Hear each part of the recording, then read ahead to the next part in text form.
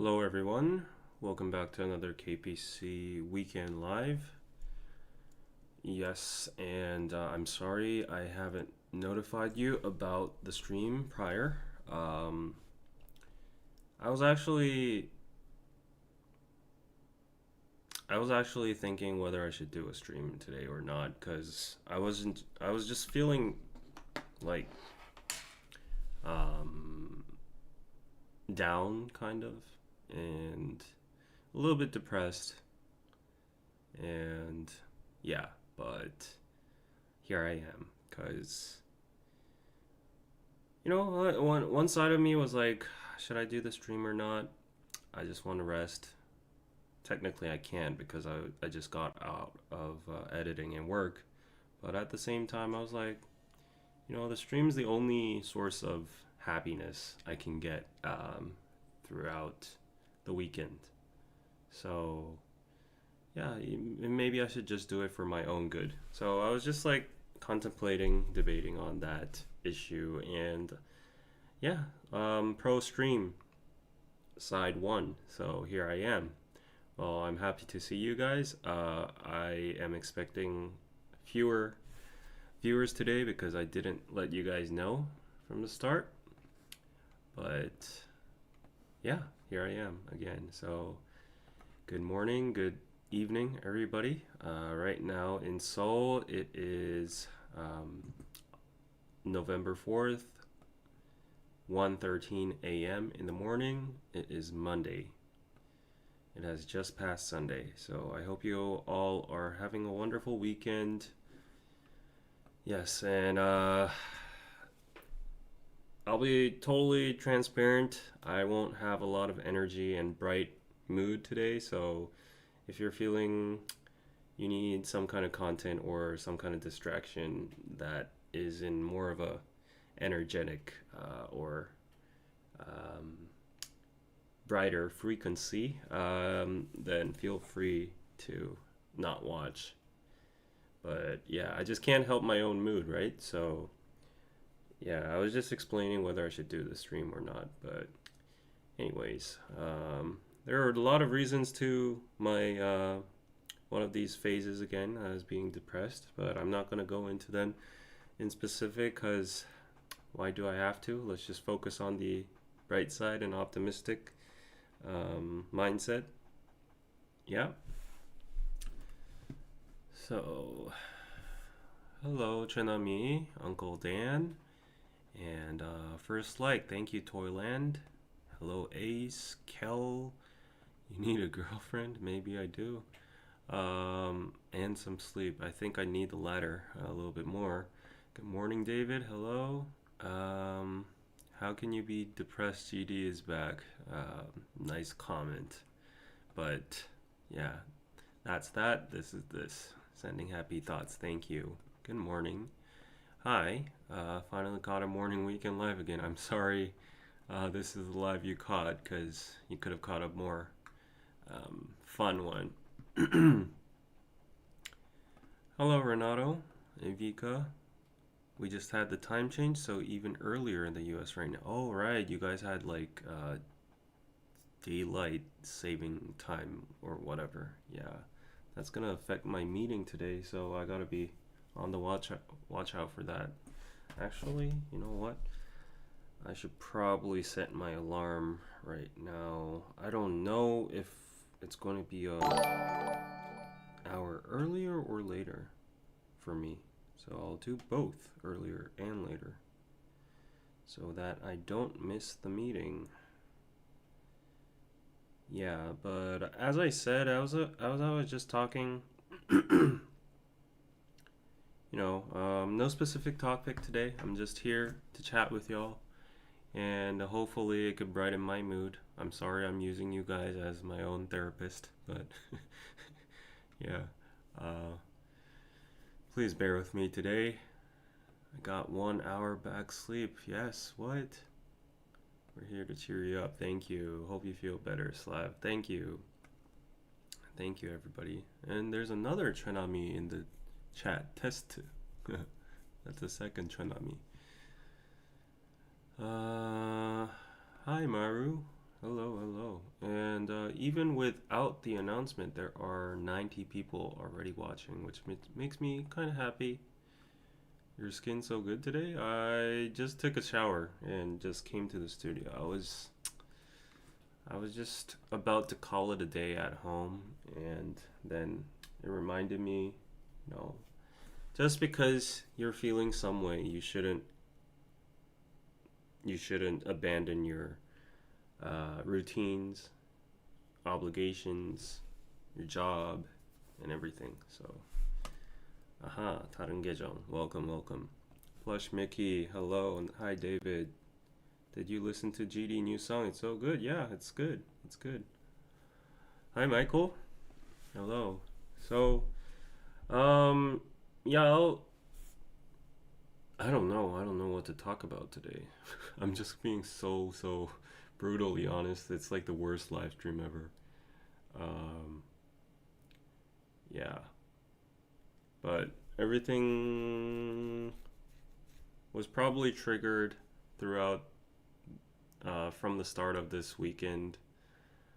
I had a lot of thoughts going on in my head. I guess I'm just trapped in my own thoughts. My lips look red. Do I have lip balm on? Yes, I just had this applied. And what's this white dust doing on my? Hello, Rayla-san. Hello, Meridis. Hello, everybody. Yeah, so no content plan, no talking points. Let's just chat today. I do have to plug in my ads.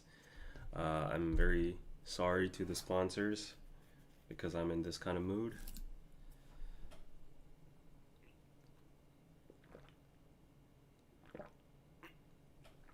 Yeah, eventually at the end of the stream, I'll try to share what's been on my thoughts.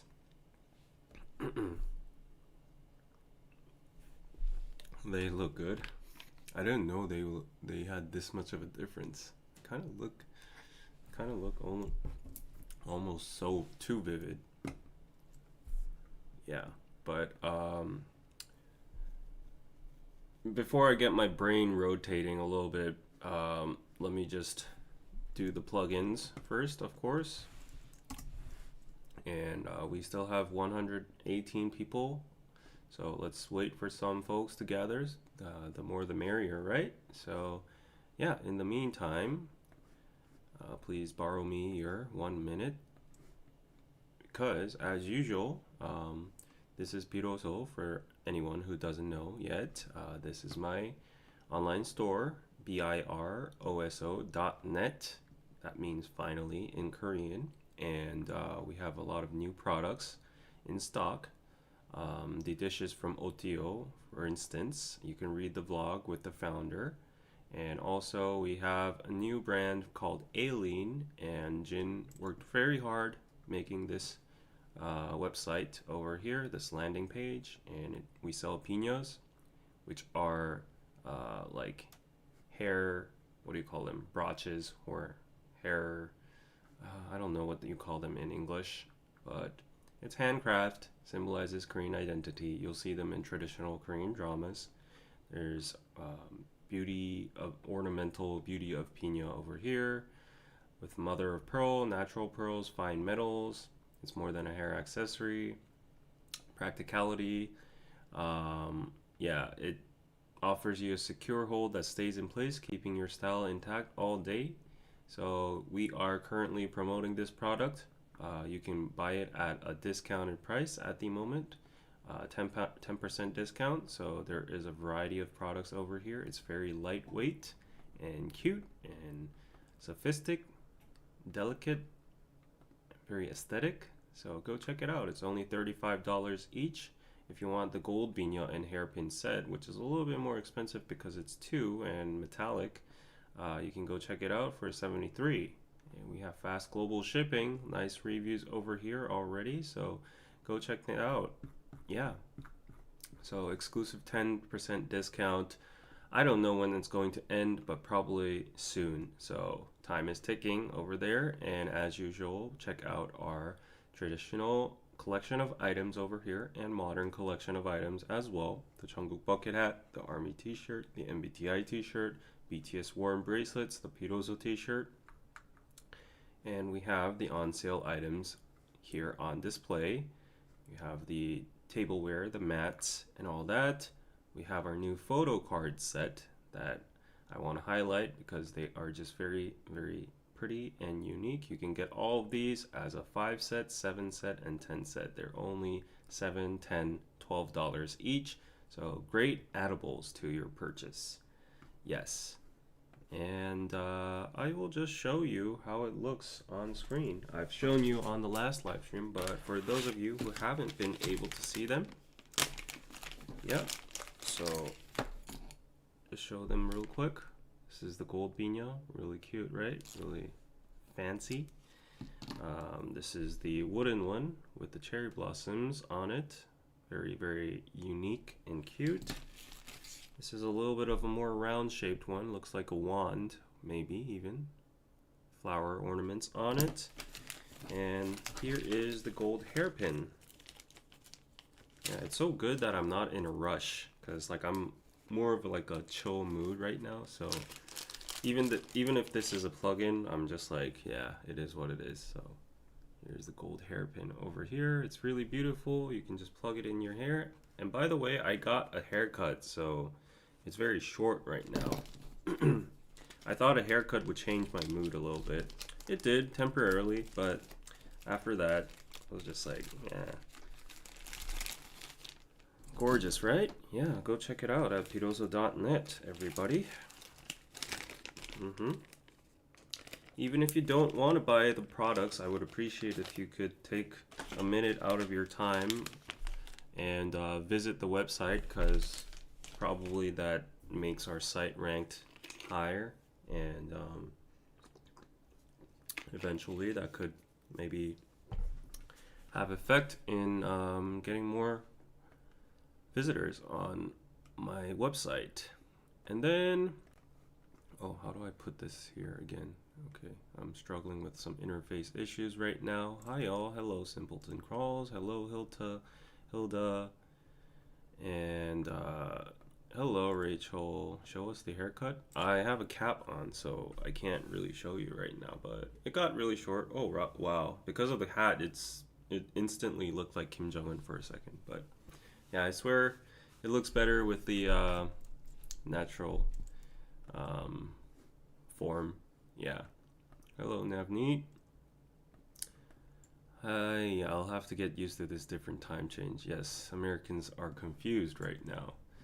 And another minute of your time. Obviously, Sue House Official. This is the official sponsor of this live stream, as you can see in the banner over here. If I switch that to Sue House over here, so you can see over there, Sue House, Sue House. Yes, go get your study Korean books on Piroso as well, and we have free events, unique people, fun learning. Download Sue House on Google Play Store or App Store. You can meet people in Korea, you can host events, you can get discounts and information about big events in Korea, such as K-pop concerts. There are K-pop classes, traditional Korean food classes, activities, meetups, all that kind of stuff. I actually attended one of them, and I was not found in one of these. Maybe I am in one of these. Yeah, let's see. Oh, I think I saw a glimpse of myself right now, but yeah, I'm sure I appear somewhere. It would be quite awkward to see me in camera, but yeah, I swear I was there. This is the founder, Sue, over here. She's my friend. Oh, there I am. You can see my back over there. So I was there, and they have like international days and parties over here. And I'm sorry I couldn't answer you on Discord because I was just having such a hectic day. By the way, you can download it on Google Play. There are 59 reviews already, 5 stars only, and you can see the interface, a sneak peek of the interface over here. And you can meet people all around the world, mostly interested in Korean, group meetups, as you can see, and themes and all that kind of stuff. So yeah, go check out Sue House. Please attend in any of those events and have fun and make new friends. And as I was on to, I'm sorry I couldn't reply to one of the questions on Discord By the way, we have a Discord server down below. Sue House is not only an offline event meeting app. As you can see, there are chatting functions as well. So if you just want to chat with people who are interested in Korea, to locals, to other foreigners, you are welcome to on the app. So it's not like restricted with location or distance or anything. You can check it out. However, for the events, obviously you would have to be physically located in Korea to participate some. Yeah, so anyways, I'm pretty sure the app is going to grow more and more. So hopefully in the future there might be events that you can attend even in your own country or such. So fingers crossed for that. I would only wish the best for my friend and also the app itself. So thank you, Sue House, for sponsoring this live stream. And yeah. Okay, so what is everybody talking about?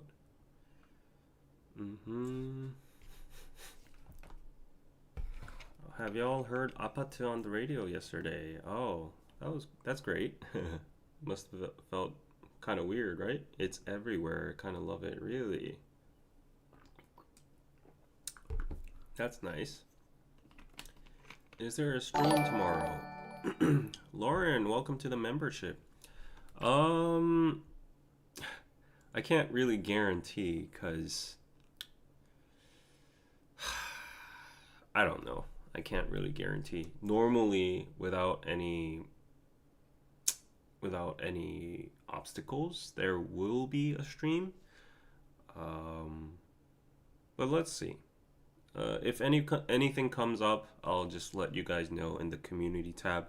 Another reason you should be subscribed to the channel, because if you are subscribed, if I write something on the YouTube community tab, if you're scrolling through the feed on YouTube app, it appears there and you get to know whether the live stream is there or not. I'm really sorry that I'm just tampering with the regular schedules, but I have like an 80% chance, 80% confidence that I'm going to do the stream. But right now, considering my own mood and the things I have to do, my to-do list jam-packed, there always might be some, altercations. Yeah. Huh. Oh yes, did you see Coldplay's mystery guest announcement? Yeah, it wasn't Seokjin, but it was Twice. That was pretty random. I don't know what kind of collab they're gonna do, but yeah, I guess I like Twice. Not bad. But I still believe Jin is going to appear in one of the shows. Like, even if he's not the noted special guest, they're in Korea. Like, why wouldn't he? Would you ever consider going live with people in the chat, like a radio show type format, if the logistics were convenient and easy? Because last time I tried a Zoom call, it was all colliding. I couldn't get the screen on because like the computer only recognizes one screen, one camera at the time. Everything's like, yeah. So if there's a fancy way to override all of that, then yes. Finally moved my DKDK subscription to KPC. Great. I don't know if I should be saying great or not, but I guess I'm more active here, so it makes sense. And we have a Patreon member, Tasha. Welcome. If you're watching, thank you for joining the Patreon. You have access to the exclusive podcast now, where I talked about, what did I even talk about? Yeah, things are just flying so fast. It's so hectic nowadays that I don't even remember what I do. See? Like, I don't even know if I know my emotions right now. Okay, so just to give you a sneak peek, I did a reaction, exclusive reaction, the October one, which had G-Dragon, Rose, Baby Monster, Espa, Cat's Eye, Itzy, Eyelid 17, Jin, I'll Be There, Jenny's Mantra. It was a 40-minute reaction. Yeah, that's because all the songs have become, oops. It's become so, like, everything's like 2 minutes. Yeah, you can see my expressions. This is a spoiler for you guys. Yeah, yeah, there you go. And oh, this was the exclusive podcast. It was my crazy October, unmanned stores not being easy, party and networking culture in Korea, running crews, and try hard men. Yes. And just to reveal a little bit, sorry, Carol. Thanks, David. I second Katie in that you need to prioritize your health. I appreciate it a lot. I will get to the comments when I get some free time. So thank you so much. You can check out Patreon over here. I'm sorry for all the promotions today, but I don't know why it happened like this. Like, it seems very natural. The flow is very natural today. Um, yeah, so go check it out. Go check it out, guys. So, even if you don't want to pay, you can just become like a free member. That just boosts my member number. Doesn't really do anything, but general support, $3 a month. Early access and K-pop reactions, $5 a month. And we got the exclusive podcast, $10 a month. Access to all $5 tier content, 2 exclusive bonus podcasts per month. Super supporters. Yay, thank you everybody for supporting me on Patreon. Yes. T1 Faker just won his 5th LoL World Championship yesterday. Does this type of stuff get any Korean media time or not? It is huge. It is huge. Of course it's huge. Yeah, Faker is God. I saw some of the clips. I mean, most of you in the chat might not even care about League of Legends in the gaming world, but League of Legends is basically the predominant, most popular game, I would argue, even in the world, but in Korea, it's like number one. All the males out there just play it. I've pulled all-nighters, like, for a whole week, for 2 weeks when I was in college, just playing that. I was horrible at it. But the popularity doesn't seem to shrink for even after a decade. And the World Championship is now like, I think it held place in London, the one yesterday. The final two were, it was a Chinese team. And then, of course, there was a Korean team because Koreans are the best in online gaming throughout the world. Yeah, so they won. The team called T1 won, and it was just a very mind-blowing moment seeing the highlights. It got a lot of coverage. All my reels and all my YouTube feed right now is covered with the LOL Championship highlights and interviews and all that. Some days before, it was all about the MLB, the World Championship over there, Otani, and everyone's interviews. Now it's the League of Legends here, and then there's GD's performance and his comeback and stuff. So we're living in a pretty hot era with a lot of hot topics. Oh, we care. He was on one of the Run BTS episodes. Yeah, I saw that. It's the game that arguably sparked the esports wave and made it is what it's today. Yeah, I would say the League of Legends would be the BTS of online gaming, and then maybe the Psy or Big Bang of online gaming would be StarCraft. Yeah, at least in Korea. David, eat well, you look skinnier. Well, that's exactly what I wanted to hear. I will get into that topic a little bit later. But thank you. Is Mario still a popular game in Korea? No. Is Mario still a popular game worldwide? I guess like some people played on their Nintendo Switches, but like first of all, in Korea, you gotta know that the game culture is just hugely different from most Western worlds.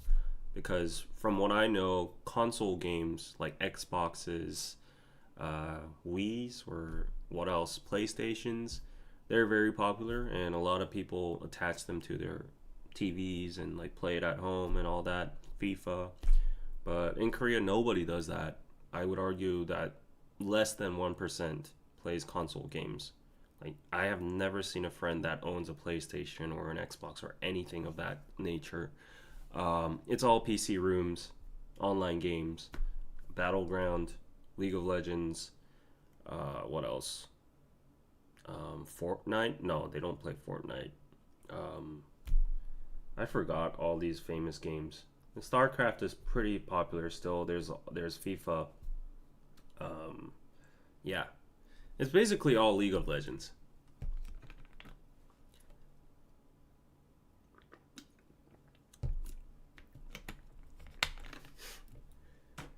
Yeah, but what I heard is, I mean, Korea has a pretty notoriously bad game policy nationwide. We have something called the shutdown policy, and um, teenagers, they're not allowed to play after 10 p.m. So the country actually blocks.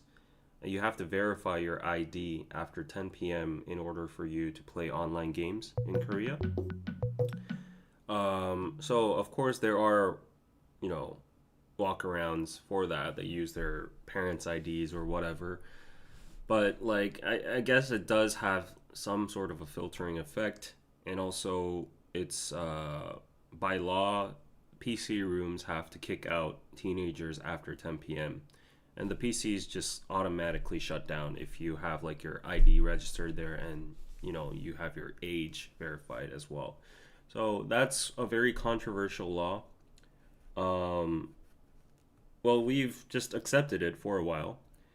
Um, but China is apparently going for even a bigger ban against games. So they're doing a full crackdown on games. I don't know the details. I'll have to do more research on that. But that's been a hot potato in the gaming scene for a while right now, because China right now is the center of gaming. League of Legends is owned by a Chinese company, and China is one of the biggest consumers and audience for gaming. And they have mobile games that are extremely popular in Korea. I just saw an article today that mobile games and online games coming from China have exceeded the popularity of domestic Korean games, which were always at the top. We had some nice games, but China has now surpassed us. Um, yeah, and Chinese people throw huge amounts of money in those games and all that. They love games. However, recently um, the political party there has announced that they will do a ban on gaming in some way. I do not know the details.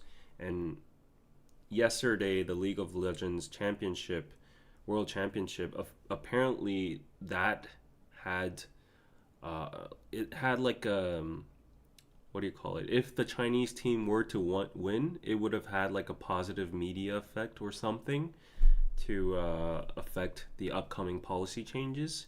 But because they lost, the camera showed their faces and they were just so depressed. And I mean, I'm happy because Korea won, but you know, there was a lot of discussion about that. If you're interested, maybe you can do your own research on that topic. I'm not much of a gamer myself. That was just during my college days. Fun fact, I did a bet because I got triggered. So among guys, the magic word is like, we have two magic words. One is jor, so I'll type it in the chat. It's a Korean word. So jor, this is the word. You pronounce it JJOL. And what that means is in the full form, it's like an abbreviation. In the full form, it means joras어. That means are you scared? Are you frightened? Are you chickening out? Are you chickening out? So it's like basically agitating the opponent, saying like, "Oh, are you scared of me? Like, you know, are you just like, yeah, something like that." So basically, people would like, you know, trigger you, and that would be the magical trigger word, and the guy would be like, "Okay, let's just settle this right now. Log in and then play the game." So that was in my case, that was what happened. So my friend triggered me, saying like he was better, and then he would, give all his like money if I could win him a single time on League of Legends and all that. And I thought I was playing too much anyways back then. And then I was like, okay, I will put my ID on the line. So if I lose to you, I will delete my account and never play League of Legends again. I swear to God. And I played, I got demolished, and ever since I never played League of Legends. So I have to thank that dude for triggering me. Yeah, so thank you, dude. If he didn't trigger me, then I would have maybe been a failure in life playing League of Legends 10 hours a day, not even sleeping and eating. So, fun story. Yeah. Uh-huh. And there's the recent version of Jor is Kirk. So Kirk, this is hard to pronounce. It's so Kirk means, it's an abbreviation of Kirkyoseo. Kirkda means like scratch. Are you scratched? That means are you triggered? Basically, it means are you triggered? And if you say Kirk to the other person, they're like, no, I'm not triggered. And they try to be all cool and all, but then the response itself means that they're triggered and they get even more triggered. And also, those two magic words are like Jor, Kirk. If you say that to a dude in like any kind of competitive situation, then you probably will be able to get your intended response from it. So yeah, sometimes you just need that push to make a change. Yes, I agree. Result-wise, it was a positive change in my life. Hmm. Anyways, thanks for the topic. Yeah. And today I'm aiming to end the stream before 2 hours, because I've realized that, the the streams have becoming longer and longer, which is, I guess, enjoyable for some people. But in the specific case of myself streaming on the weekend to the Monday morning, I always end up sleeping at 4 a.m., and then that messes up my whole start of the day. And I'm trying to be a more routine and less sleep deprived being from this week on.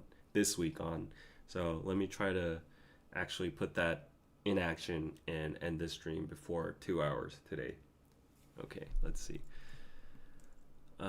If you kept up playing League of Legends, your life would have maybe went narak. Yes, narak means hell, fall down to hell. And actually, because I get very, very hungry during these streams in the middle of the night, it does burn calories, and maybe my biorhythm is just set like this way ever since I started doing mukbangs. I went to the convenience store before this and tried to get some 0-calorie drinks. Of course, I got my little 1+1 over here so that I could fill my tummy up with liquid. But I guess that's not doing the cut. So of course, I looked for some Munchables as well. And today, it took me like 3 minutes to decide what I should get to eat. And I looked at all the calories, all the nutrients, and whatever. And this was my end choice. So I went to the chocolate section, the snack section, the meat section, everything, the gummy section. But at the end, I chose this. So they are potato chips, but they have 12 grams of protein inside. That's equivalent of 2 eggs and 70% down on the fat. So this is all like my justification of buying this. 25% down on calories, so it's like the holy trinity. Okay, we got protein, we got 70% fat down, 25% down on calories, and it's like spicy cheese flavor, and it's potato chips. So how better can it get from this? And in total, the calories are 190 over here. So I thought, okay, this is a nice compromise, and I can't proceed on with my tummy fully empty. So this is all I'm gonna have. It looks like this over here. Yeah, so that's what I got.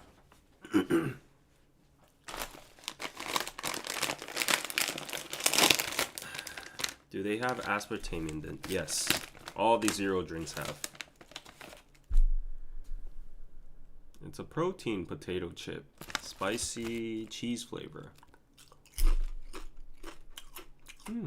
Not bad. Not bad. Are you gonna sell those yummy chips in Piroso? No, we don't have a license for selling food yet.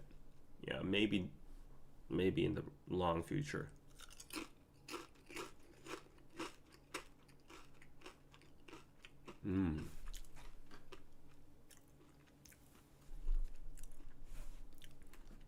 What's your overall diet? Like, man, you know what you consume literally shapes your energy and mood. If you've been feeling low energy, I'd recommend you take a look at that. That might be a valid point. But no, I know the source of my current mood. It's purely mental driven. And yeah, I guess there might be some effects from the nutrients and food I consume, but yeah, I wanted to get onto this topic a little later, but nothing big. I'll just summarize it because I don't want to like linger on to it too long because nobody's here for depressing content, right? So the day before, if you follow me on Instagram, justdavid92 underscore justdavid92, go follow me if you want to check out my daily life. But basically, my friend got married. He was a good friend, middle school friend. We have 5 people that regularly hang out from middle school. Yeah, and one of them already went like 5 years ago or something. He already has like a 3-year-old child. And I guess he's happily married. This is the second one among the 5 people. And he's been dating this girl for like over 10 years. So everyone was like, when are you just gonna get married? So it was just natural. It wasn't even a surprise. We just congratulated him. I told you last time I went to get like that wedding invitation letter meeting, right? In Gangnam.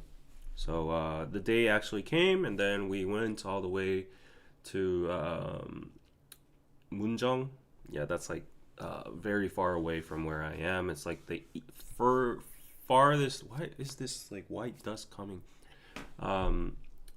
Like far east side of Seoul. It's even past the Lotte World Tower, almost close to Hanam. So went there, but it was a nice, refreshing experience because first of all, my friend carpooled us. Another friend, he lives in Yeouido, and he lives close to my place, and one of my other friends actually lives in Gongdeok, but we never actually meet each other one-on-one, weirdly enough. So he proposed to carpool us, and then we got on his car, and we congratulated him too because like he got a new car. He got an Audi, so that was great. I was like, wow, bro, you really actually you got this. Like, it's a flex, you know? Congrats.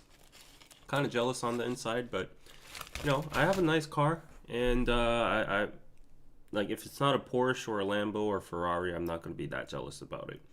I am a little bit jealous about like those Tesla Y models nowadays because I love that infinity display or whatever window, and the automatic autonomous driving function. But anyways, congratulated on him on the Audi. It took an hour to get to the marriage, the wedding, and it was nice because we had like a little nice talk on the way. I got to see my military base, which was right next to the wedding convention, and we arrived, and then there was this little confusion about among us, like how much are you going to give him as congratulatory money. Initially I was just thinking $100 because even if he's my good friend, we don't really meet that much. Like within a year, it might be only like 2 times maybe max. So yeah, I was like, yeah, I'll give him $100. You know, 10만 won. That's like $80 to be exact. But then the friend who was driving, he actually worked in the same company with the marrying friend for like 3 years together. So they're a little bit more closer. They have a lot of mutuals, and so he was like, I gotta pay a little bit more than that because we were actually coworkers and we've met a lot. So he was like saying, I'm gonna pay maybe like 300 or something. So I was like, yeah, that's reasonable. You do you. But then the other friend that was riding with me, he was like, oh, I was thinking maybe 100 too. But then after hearing that, maybe I would have to up that because it's gonna be weird if we're four people and everyone has different, like, you know, different amounts of money. So he was like, maybe I'll do 100 and then do 100 in my mom's name because my mom knows his mom too. So that could, uh, be an option. And then I was like, that's basically doing 200 in total. That makes me like the least. So I can't. So I upped it as 200 as well. And I mean, it's just money, and then I don't really care like spending good money for my friend. At the marriage, the vibes were good. Took a lot of pictures for him. It was a small little convention, but nowadays there's so much demand in weddings itself. It's not that everybody's getting married or anything. It's just that all these wedding conventions and halls have been out of business ever since COVID. Like during COVID, it wiped out all of the wedding halls, like more than 80% of them. So the only ones that survived are super fancy ones that are sustainable by hotels or big groups or such and such, or the real like, prime location ones. So the ones that exist right now, they're experiencing like a huge demand explosion. So yeah, these wedding halls are super expensive right now. Anyways, it was like a nice sized one, and you could see all the photos and all on my story if you follow me. And yeah, it was nice. We went to the buffet. I had like 4 plates of everything. There was Asian, there was American, there was Chinese. Uh, I'm sorry for saying American Western. Think of it, it was like pizza, spaghetti, meatball, and all that. We had Japanese. I had 2 plates of sushi and raw fish, everything, chicken, kaibitang, tteokbokki, fried rice, kimbap, bibimbap, all that sort. It was a huge buffet. So we had all of that. Our friends just gathered, and we had a nice coffee afterwards. We hopped on into my friend's car again, and then he took us home. And then the Saturday traffic was crazy. It took us an hour and a half to just get home. It's normally like a 30-minute ride via train. So I was like, oh, I should have been on the train.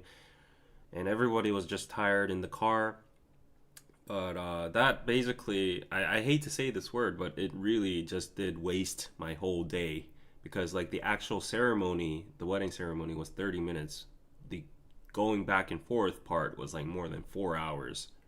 So when I got home, it was like 6 p.m. I was just so exhausted, even though I didn't do much.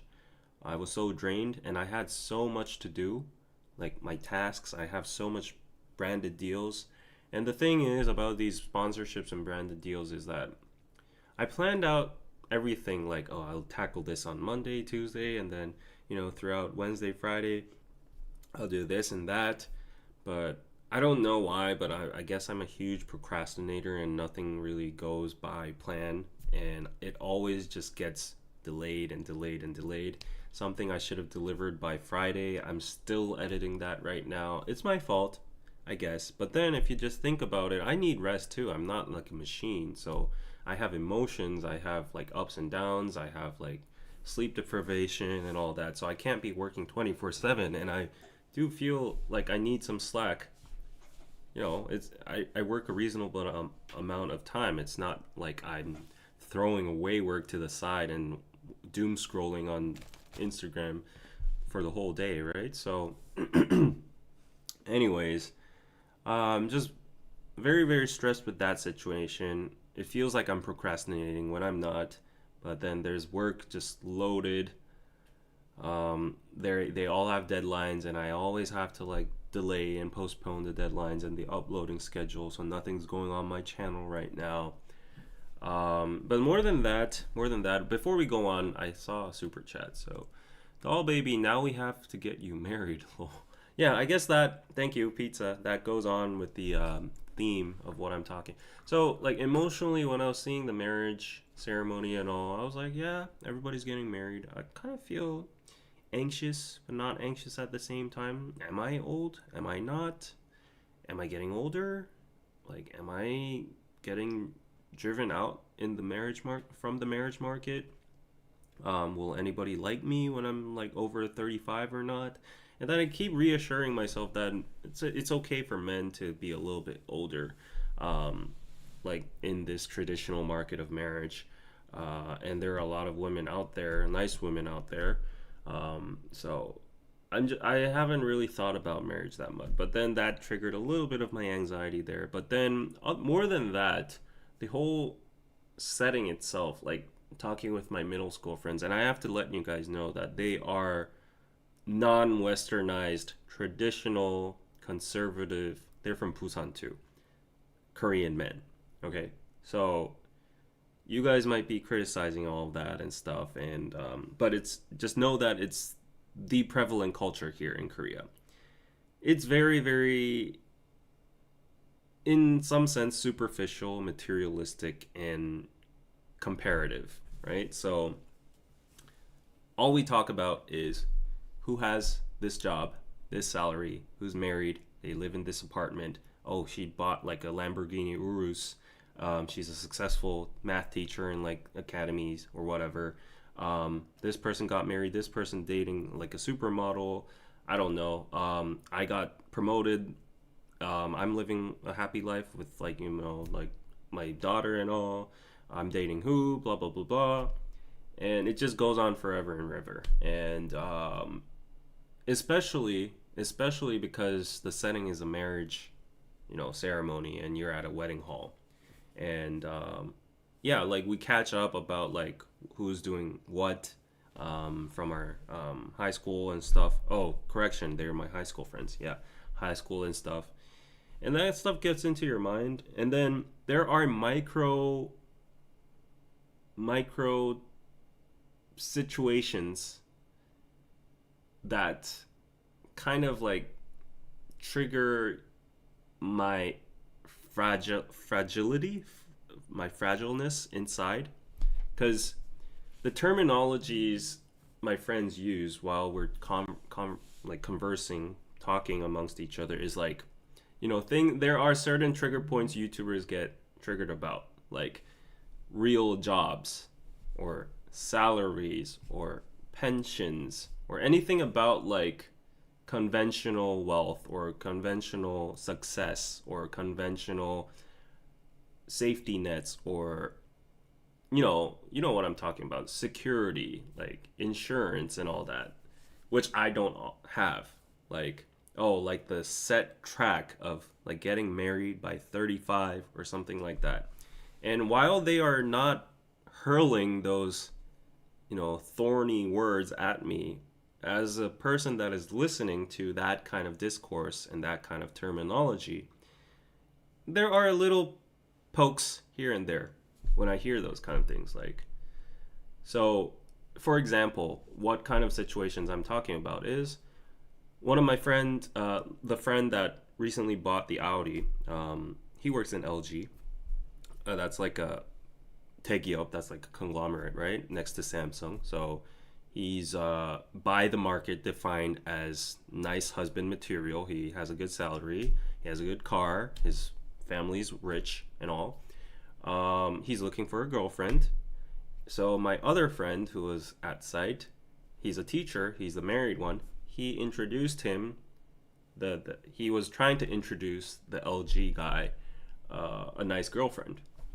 And me being playful, I was like, hey, like I'm single too, like why aren't you considering me? And then he was just like, I could see like the shakiness in my friend's eyes, but he was trying to avoid the question. But I caught that like zero point 0.5, maybe it's in my mind, but he was like, oh, like, girls nowadays, they like a little bit more like stability, and he has like a nice title. So like the girl I'm talking about, she's like a company worker too, and I'm pretty sure she might prefer like similar people. And my other friends were brushing it off like, hey David, like you got game anyways, you're meeting all these models and like influencers, like I see all your stories, like why do you even want to meet these boring women in their standards? And they were trying to like flatter me and stuff, but I know that they were like trying to compensate and deal with the situation, like spill up the mess, take up, what do you call it, mop up the water. And I was like, oh, it's okay. And it's like, you don't want to get married in the first place, don't you? Like I thought you're gonna get married like in your 40s or like late 30s. That's why I'm not introducing you to anybody. And then I was like, no, I'm open. Like if the right person comes around, like I'm totally down to like get married or whatever. It's not about the timing. Of course, I would like some like 1 or 2 years at least to get to know the person. That's always been my standard, but it's not like I'm excluding the possibility of marriage. So if you, I insisted one more time, like if you have any like good options, like good people around you, I would like to like meet someone like that. And they were like, oh yeah, okay, we'll think of it and stuff. But then in the mind, I could see like some of them saying like, "Oh, I don't think a woman in their 30s or at our age that is looking for sincerity would like to have a sogeting with like a YouTuber or a person with like less stability. I can't even introduce this person. I can't even introduce him as like what." So those kind of situations, and I'm telling you like these scenarios, there were several of them, and of course none of them were in my face, of course. But when you're talking in this kind of cube or this kind of box of the Korean society, where all these standards and like numbers and achievements and indicators matter, and you're the one that's kind of out of the box and you don't fit into any of these metrics, you're kind of like an outsider to all of these conversations, and you kind of feel left out. And it's not directly offensive towards you, but it gives you a little bit of a bitterness when you're listening to it. And that just got into my mind. And yeah, I hope you understand what I'm talking about. But and then that just became the gateway to opening, like reflecting towards my whole life. Am I doing what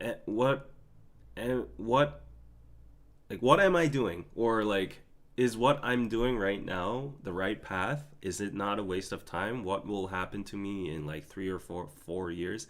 And then like some of the comments like my friends just like nonchalantly throw at me is like, when we're talking about our futures and stuff, they, without thinking carelessly, they say stuff like, you're not going to be a YouTuber in 3 years, right? You only have like 2 years max, right? And they just think that definitively. And I know where they're coming from, because I would assume myself, if my friend were to be a YouTuber in my age right now, and if you're not like at 1 million subs, are you hugely successful or anything, I would say like your time is ticking too. Like it's a very fragile and insecure job. So I would say like, oh, I guess you would have like a plan B or go into business. Is what I'm trying to do right now. But then when hearing comments like that, my friends just saying like, oh, you got like 2 years max, right? You gotta, and they're not saying it in a negative way. They're like, just in a very, like, just common narrative. They're like, you got 2 years max, so like, do what you have to do, grind, get that money, and but like when I hear the former part, like you got 2 years max, I'm like, yeah, maybe. And they're like, what are you gonna do after 2 years? And I'm like, I don't know. So that gives me like a lot of anxiety, and it's been stuck in my head throughout the weekend.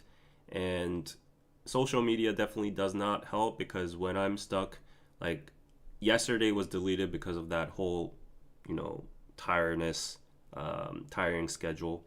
Today I woke up at 9 a.m. and I was like, I'm gonna finish this task today once and for all. But then I did quite a good job. Like I finished like 40% of the task I need to do by like noon. And then after lunch, I was just cuddling with my dog a little bit. Then I fell asleep and I woke up and it was like 5 p.m. and I was like, oh shit. And then, it didn't go accordingly to my plan. So I was like, oh, grinding again. And then before I came to the studio, I got like 70% of the job done. Now all I have to do is like insert visual aids and all that. And then by tomorrow, which is the deadline, I'll be able to like give the deliverables to the client. It's like 10 videos. But anyways, I just hate this situation that everything's getting delayed and I'm procrastinating, like maybe involuntarily, but also in the middle, like what am I gonna do? Like if I finish like one of the videos, I'm just gonna like lay back and scroll through my phone, right? But then everybody's outside, at Han River or like at a jazz festival or like I don't know, a good cafe or like a nice nature, the sunset and all the foliage, and I'm here just editing. And then I know what tomorrow's gonna be like too, because I got like 2 more videos to edit. That's for the Seoul government. Oh shit, I missed that deadline. I need to do it. And then I have to do Piroso stuff. I need to do KPC stuff by Wednesday. There's another sponsor for that and all that. So it was just all like overwhelming my mind. But all in all, I guess it's like a mix of loneliness, anxiety about future, not fitting into the box here. And then at one point, my mom sent me a picture of Darong, which is my first dog, which I raised, but then I had to come to Seoul, so got separated, and then eventually I raised my second dog, which is Chomsun, which is the one I'm living in with right now. But my mom just sent me like a dog pic today of her like a walking Darong at the beach in Busan, and Busan just looks so heavenly and good because although it's still in Korea, like emotionally it kind of gives you a little bit of a more chill vibe than Seoul, because like the whole traffic I was stuck in for an hour and a half and all this narratives about like the corporate life and all the commoner Seoul busy competitive society discourse, that was all just like visually and confiningly and mentally affecting me. And then once I just saw the beach in the picture with my dog and flowers, I was like, you know what? I need to go to Texas or somewhere. Maybe this Korean life is just getting into my head, and I need to go somewhere where nobody gives an F. You just have freedom, you have your lawn, you have nice beers, and all that. So yeah, so that was just getting into my mind. And yeah, so even before, like one of the other scenarios were like when I was talking with my friends, they were like, so David, what are you doing nowadays? Like how are you earning money? That's the main question, right? Like they don't even care what I'm doing nowadays. Like, oh, I'm like doing YouTube, but they're like, oh, you're still at 50K, right? Like, don't you need more subscribers to get? I'm like, not necessarily nowadays. It doesn't equate like subscribers to money. It's not like that nowadays. I have a very loyal fan base, and I'm actually earning as much as I earned during DKDK, almost, if you consider the split and all that with my partner. So I'm comfortable. I have Patreon. I have a lot of live stream donations, and it's in dollars, so that's good. And I was like explaining all the mechanisms towards that, and they were like, oh, very interested in how much do you get on live streams. And I was like, I don't know, like if I'm lucky per live, maybe some very charitable people or supportive people, they would throw like a couple $100 too. So they were like, wow, that's amazing. So like that means you get like maybe with AdSense like $300 per stream. I was like, yeah, I'll just say that. I won't go into the specifics. They're like calculating into dollars. That's like, oh, that's almost like 50만 won or something. So he earns that much, and you do how much streams per month? And then I'm like, it's like, I don't know, 6, 8. And then they're calculating all that. Wow, he earns better than like a corporate worker and all that just by live streams, and that's so. And then And then they started asking like the question is, what if you stop doing live streams and stop making content? How's that gonna work out? And I'm like, I guess I won't earn any money. And then what do you do? I was like, that's exactly why I have my other freelance jobs, like to support me and stuff. But then while I was talking about that, it just, you know, it just made me realize that I'm just standing on very like thin sand. You know, once I stop doing anything, it's just all gonna topple down, and that made me even more anxious. So all that kind of talk, I had a great time, but those little bits and bits just compiled, and they were stuck in my head. And once I was alone and working today and looking through Instagram, yeah. So I guess that was it. So I wasn't looking at the chats because I just wanted to get all of this out, get past this subject, and go into a little bit more of a jolly, nice, enjoyable, helpful topic. So that's all. There's nothing serious going on, but definitely it's kind of affected my mental health over the weekend. And it ultimately even pressured me not to do this live stream. But then I was like, you know what? I'm not going to cave into this negative thinking. I'm going to think optimistically. And I feel like what I have right now is actually a blessing. It's something not a lot of people have, although it might be insecure. So I'm gonna embrace what I have and appreciate what I have. So what I have to do is not be scared and go on with what I usually do and do my best. And once I get through all these sponsorships and branded deals, then I can put out more podcast episodes.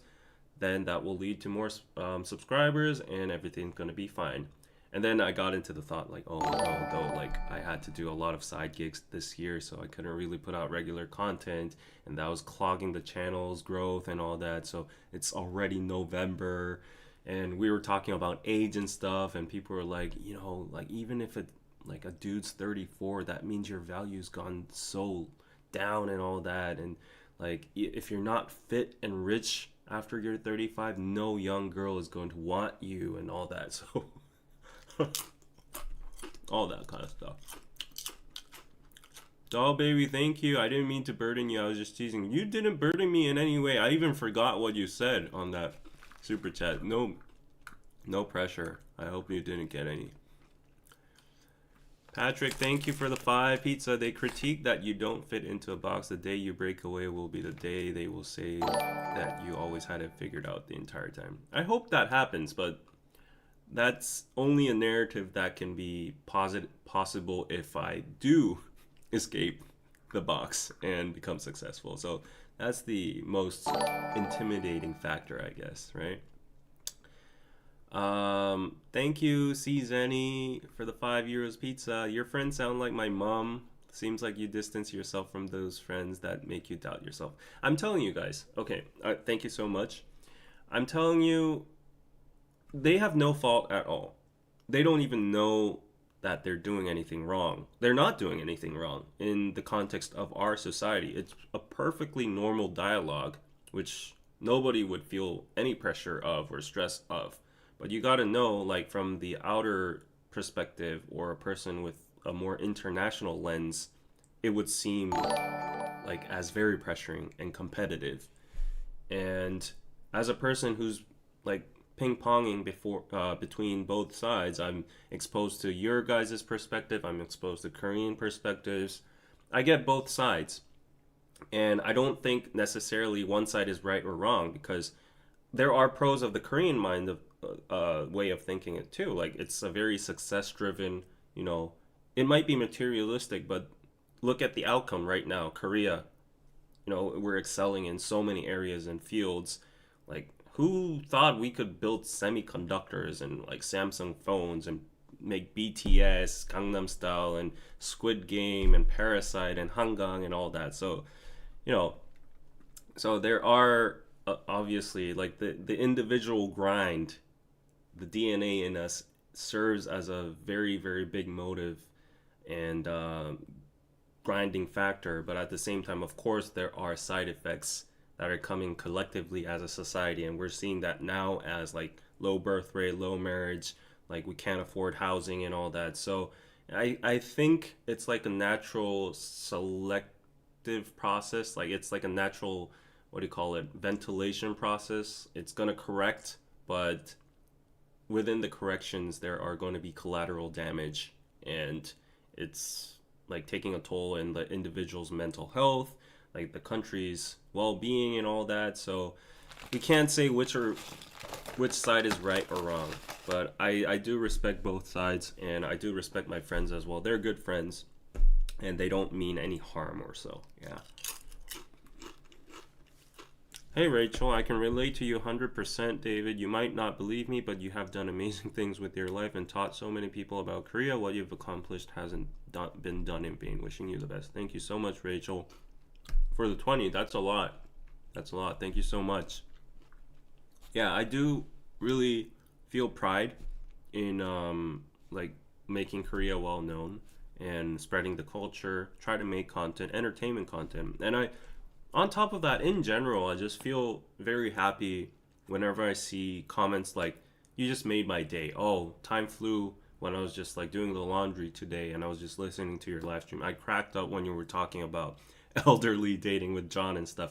Whenever I see those kind of comments, the fact that my content or my live streams has impacted someone's day in a positive way just makes me feel very good and feels like I have some kind of value in the world. Um, while some people might say it's not a real job and whatever, but yeah, that kind of reinforces my drive to do it. So thank you, Rachel, for pointing that out again. And I was just thinking carefully by myself today, like what kind of value do I have compared to like the conventional market value of employees that are going into these companies? Would I be able to like enter a employee if I were to stop YouTube and stuff?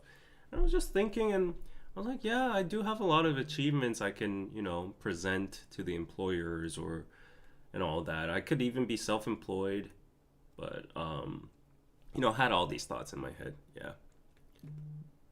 Lauren, thank you for the PYG 25,000. What is PYG? I have never heard of that currency before. What is PYG? PYG currency? Oh, I've typed it once. Oh, so maybe you've sent before. Paraguay, Guarinis. Okay, yeah. So I'll try to memorize that, but that's a hard one. That's a rare one over there. PYG 25,000. Yeah, 25,000. I don't even know how much that is. So let me try to. So when did I convert it to this screen, or was it this screen the whole time? Was it the whole screen this time? That's like $5. Thank you so much. Did I convert to the screen, or when did I actually? Did I trigger like a hotkey? Oh wow. Okay, I triggered a hotkey. Okay, without my knowing myself.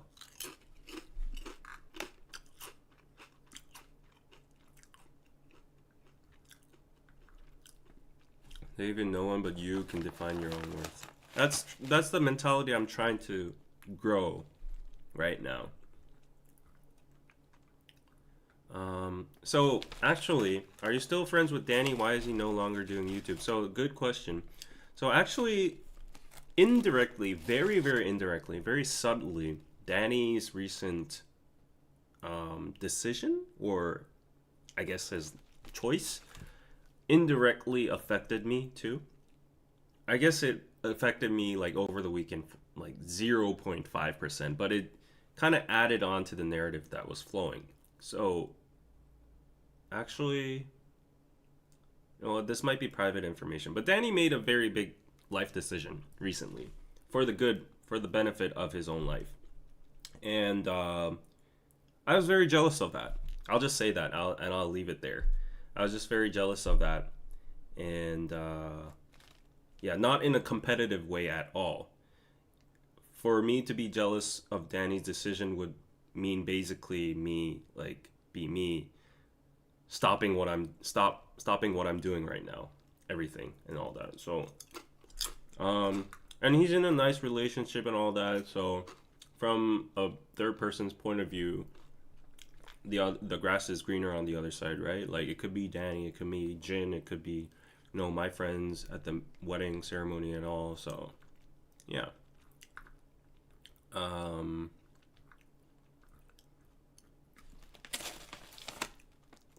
Thank you, Evika, for telling me that.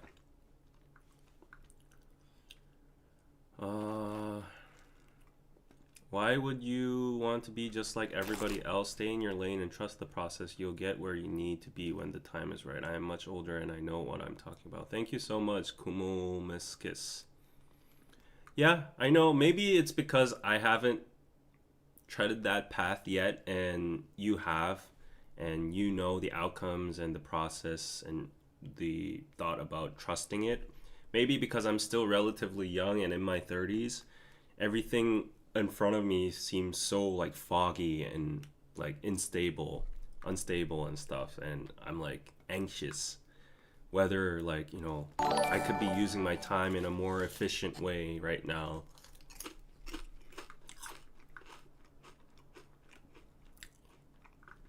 Hey Ryan, good to see you. My close friends are getting married, buying houses, and are even having families, but I don't let get it to me. Don't let others' timeline affect you. I think Ryan could relate to me a lot because I know for a fact that Singapore has a very similar mindset and also atmosphere around like this kind of discourse and narrative. So exactly what you're saying, your close friends getting married, buying houses, having families, all that. Yeah. Daniel, wow, thank you for the 20 pizza. Do you know any Kyopos who were not good at Korean growing up but became fluent in Korean as adults? Any observations on how? I'm a Chemi Gyopo and I'm working on my comprehension, and I'm really purowa of you and other Korean bilinguals. Yes, actually.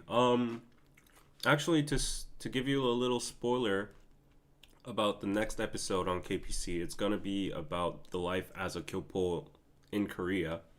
So we had 3 Kyopos in the studio: Kate Cho, and Lydia, and Higun. These were the 3 guys. Kate was from, I think, NYC. Lydia's from Chicago, I think, and Higun's from Canada, but he lived in the States for a while. And they came very early. Kate didn't come very early, but the other 2 came. I'm confused with the timeline, but they're very good at Korean, so you could maybe hear a little bit about their stories. But other than that, I don't know.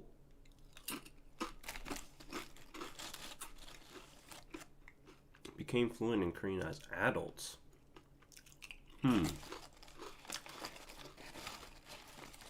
I don't know. I don't know a specific case, honestly. I think maybe Subin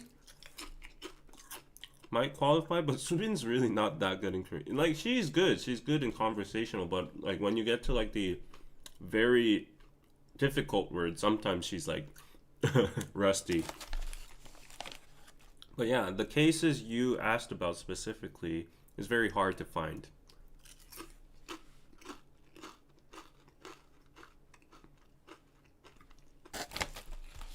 Yeah, I'm doing good. I'm doing good. No worries. No worries. But thank you for all your kind words. I'll go read it back once the stream is done. So this topic is done too. You don't need to worry about me. I just got it all out of my chest. Simpleton Crawls, thank you for the 5. Have you noticed that a lot of people that want to get married and create families don't even like or know children? What do you think of that? Yeah. I'll be totally honest with you though. This is my very personal take. I think more than half of the Korean population that gets married, it doesn't even extend to children. They get married out of pressure, anxiety, or just conforming to society. I would argue that more than half marry because of those reasons. And I know personally a lot of those kind of cases too. Especially women, they are so pressured I know so many friends and people around me. They're like, they dated this guy for like 5 years, 6 years, but then because of realistic reasons, they broke up. But then now their age is at like 30 or 31, and they're like so anxious. They're like, oh my god, my value is gonna plummet. Like nobody's gonna see me as a woman anymore. I won't be able to marry. And the irony is, like, they get married in like 2 months or before a year with a totally new person. And in an objective, like, not to be judgy or anything, but in an objective standpoint, that's very like contradictory to, meeting a guy you truly loved for 5 years and had like a very heartbreaking breakup due to like realistic reasons, and then you find a new person that fits, I guess, the criterias, and then you're like, okay, I'll just compromise and live with this person. Yeah. And then for kids too. I don't think people have like exact set plans for having kids or any of that when they get into marriage. Some do. They have like a general idea of like, I want kids, but they don't really know what it is to like take care of kids, have a kid, sustain a kid, and all that.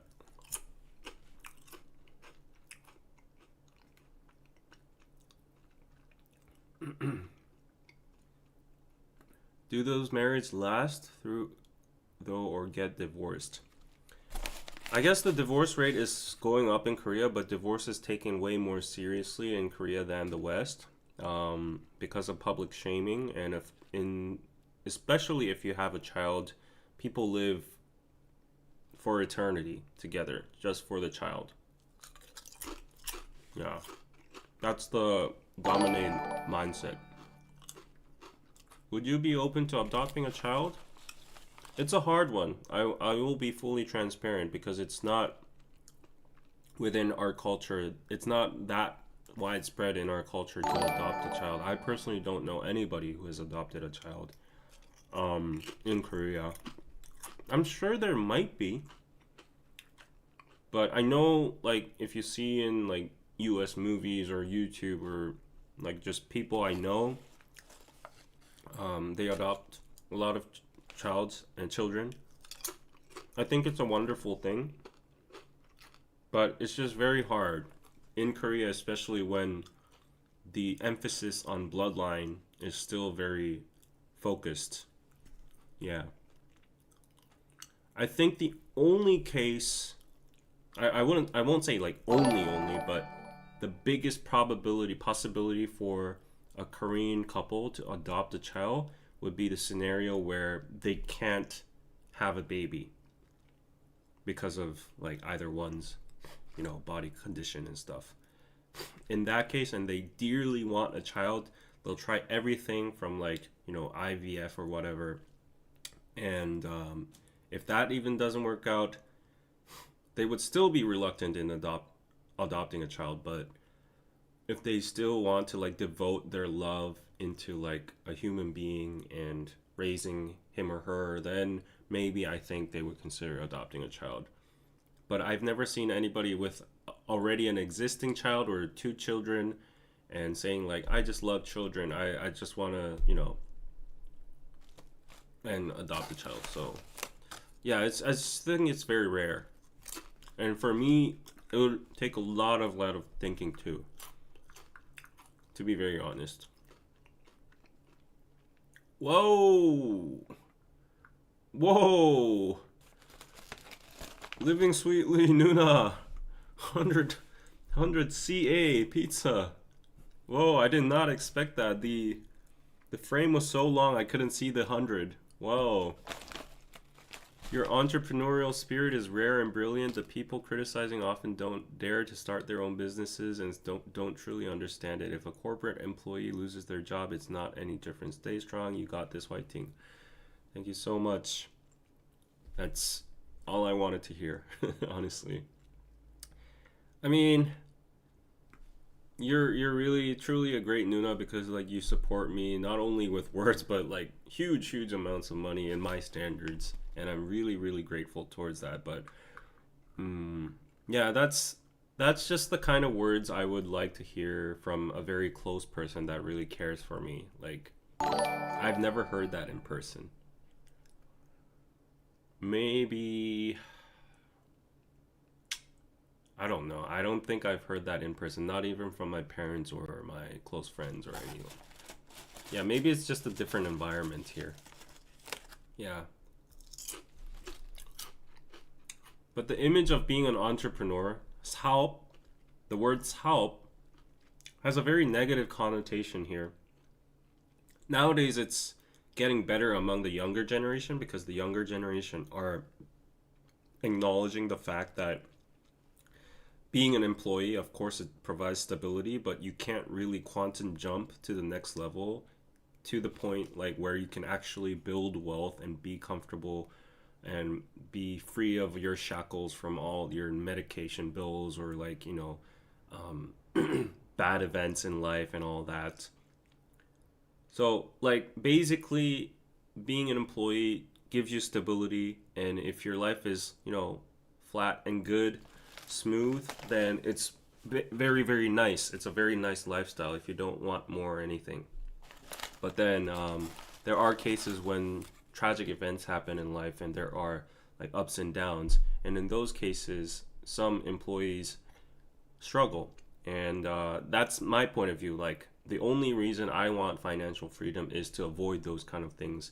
Maybe I'm a person with a character that is extremely just afraid of the unfirst, like, you know the future you can't see. Like, what if this happens, what if that happens? Like, just seeing my grandma right now in a coma right now, and $5,000 $6,000 bills coming out monthly, and like the inheritance taxes that nobody in the family can afford for my grandfather's like apartment and stuff. Like, that's such a waste. Like, it's the it's the biggest opportunity. It's like, I guess it's my biggest birthright if you want to claim it like that. But the frustrating aspect that it's right in front of your eyes and it's given to you, but just because you don't have the finances, you just have to blow it off into thin air. Like that kind of stuff. These kind of stressful things. Like, I wonder, like, because I live with my grandma, I see a lot of like medical issues and aging issues and all that. And because my family like is what middle class, we struggle time to time to like afford those kind of bills. And seeing that, I'm like, I never want to be in that kind of situation. I want to be free of all my, you know, negative moments and all that, my fears. So that's why I wanted to become an entrepreneur where I could get like a bigger multiple in earning money and wealth. So far, I guess the journey hasn't been that smooth. Like, I guess I am transcending the speed of an average employee in terms of Korea, maybe to 1.5x or even maybe 2x. But then the longevity of that and the stability, the fluctuations are just what gets me. And like things when I hear like, you got 2 years max, right? Like, what are you gonna do if it all doesn't work out? You're aging, you're 34 now. Is it okay to be a YouTuber and all that kind of stuff? Like, oh, at least I have my national pension. Like, at least I have my company's insurance. That kind of stuff. And seeing folks like, while I'm grinding, seeing folks just chilling at the Han River side, sipping beer with their girlfriends and like going watch Venom today and yeah, all that. Okay, let's not get into that again. I'm sorry. Whoa, Ed.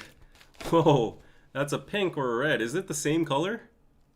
Okay, red is a little bit more thicker there, vivid there, but this is a nice pink. Thank you for the 50, Ed Park. Thank you. Keep up the grind. There's no replacement for hard work, and it will pay off in the long run. The tough part is trusting the process. Exactly.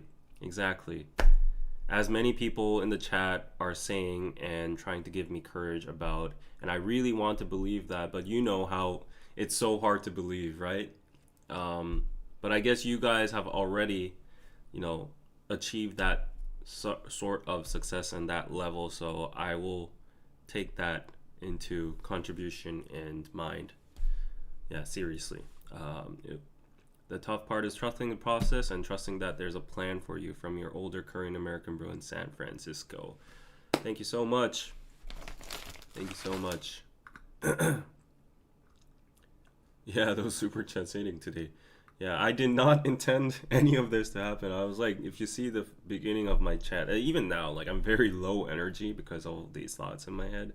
But ironically and thankfully, yeah, thank you so much. Simpleton Cross, thank you for the 5. Pizza, do you have anyone from your childhood or young adult life you'd consider for marriage? I personally don't think I want to marry a stranger again. Yeah, of course. Of course. If I could go back to my first girlfriend, yeah. No brainer. Mm. We all we all have regrets, for sure.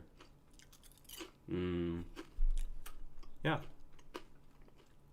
I actually know a high school friend, a college friend that is marrying his first love. There's an upcoming wedding. I don't know if I'll be invited or not, but I've seen his Instagram, and everybody around him is like so like congratulative towards him because it's a true love story for real. We've seen him dating that girl from high school to freshman year, and then they broke up, and he started dating with other girls. And after 10 plus years, they've reunited and they're actually getting married. So how good is that, right? Yeah. Holy crap. Guys, you gotta stop this. Okay, I will stop about this topic. I'm getting pressured now. I'm getting overwhelmed. Okay, is this financial treatment? Whoa. Oh my gosh. Oh my gosh. Valerie, thank you so much. Pizza, wow. David, you do you. Just live your best life. You are awesome, and I appreciate your sincerity. Thank you so much. Wow. Whew, my head is getting hot right now. This is actually like, whoa. It's getting hard to process. Wow. Thank you so much. Yes, I will do. That's what I've been doing for 7 years. And I think my confidence was rock solid up to this point because I was young. And then the unconscious thought of, I'm still 25, I'm still 26, 7, 8, 9, 10. It it has always backed me up. It's like I'm still young, you know. I still have a second chance, even if I fail in this. I'm doing good right now. Like wow, I got 800K. Wow, I'm getting all these like good deals. I made the show and all that. It's always like blown me confidence. But ever since I started a new channel, and then now I'm getting into the 30s, and the temperature is changing, the tides are shifting, the talks between my friends are shifting. That's when my confidence is slowly like dissolving, and I'm second doubting myself. And but I guess I just need to reinforce the spirit I've always had from my mid 20s up till now. But yeah, thank you so much. Wow, that's crazy. That is crazy. Whoa. Hey, thank you for the 2 simpleton crawls. What was Halloween like this year? Well, another depressing story. I didn't do anything. I was just trapped in my studio editing, trying to meet the deadline, which I wasn't able to meet. Um, yeah, actually, speaking of Halloween, I don't know if I actually publicized this or not. Yeah, maybe I talked about it last live stream. So I had a sponsor related to mental health, and then I wrote a script about. I saw an article on Naver saying that the suicide rate of Korea has peaked recently in a decade. It's at an all-time high among the whole world. So I was like, okay, that's like a informational and alarming topic to talk about, and it could well stick with the sponsor as well. So I made a whole script about that, and then I kind of like just spoiled the content to you guys. And one of the chats said like maybe it would be a good idea to maybe like reconsider doing that video, like at least attaching that sponsor to that video, because it might be seen in the wrong light. People could misunderstand you as of just using that topic to get the sponsor ad. And I thought it was a valid point. I thought it was initially, I thought it was like an organically very well weaven topic and sponsor, but then yeah, some people could actually think like that, and like suicide is always like a very very heavy topic. So I was like, yeah, maybe I shouldn't. And then with a lot of talk, this was all in the period of Halloween and stuff. Like with a lot of thinking and stuff, I finally ultimately decided to just scrap the whole. I didn't scrap the script. I actually filmed it. I scrapped the whole video plan, upload plan, and I sent like a apology email to the sponsor. I was like, after a lot of careful thinking, I decided not to do it. A lot of my devoted viewers gave me this feedback, and I think it's right to follow it. So I'll find another topic to attach it. If it's fine, like, could you, delay the due date? And they were very happy to delay it for a month. They were like, we've depleted all the budget for this month, but we have spots for next month. So yeah, so everything's good. Anyways, that was my Halloween. It was a nightmare for me. Yeah. Um, hey, you have a plane to catch. Safe travels, living sweetly, Nuna. You always seem to be in the airport and flying somewhere. Yeah, that's the life I want to live. But I will work hard to achieve that. Yes. Thank you. Thank you so much. It will get better. I hope so. Yes, I'll work hard too. David is rich. Yes, I am rich. Yeah. And recently, because I'm so thankful, I was like, honestly, like, I've been telling this to my supporters for a long time, even from the DKDK days in person. I remember this encounter of a topic with one of our biggest subscribers. I don't know if she's still watching or not, but she's supported me financially for a long time, multiple times. And when I actually got to meet her in Korea, I paid for like the dinner and gave her a good time and all that. And then the topic just occurred, and I was like, actually, you know what? I don't know how to say this, but I'm just very, very appreciative of your support. And of course, you're the one that's actively giving it towards me, so I can't decline it or anything. But I just want you to understand my like true sentiment that it's sometimes just it. How do I explain this? Like that time wasn't even able to explain it too, but sometimes it's just like I don't know what to do. I don't know what to do about the situation, because like how could you give me like this amount of money without anything in exchange? Like, and that's why I always have this thought of like trying to give you at least the best reactions or the best response to the super chat, or something in return. But then she simply said, oh, don't worry, like, it's in, I guess it just applied to her case. Like, I don't know about any of y'all, but she was just saying like, don't worry, it's just American culture. We're just like giving people, we just like to give. It's like, think of it as a tip. We go to restaurants and give like out of like hospitality and like good service and all, we give like leave like tips and stuff. Like, oh, that's like a tip when I go to like a steakhouse or something. Don't be pressured or anything. You don't have to give anything in return. But I was like, how? Like, that's in my mindset, it's just so hard to comprehend, and I'm just not used to that.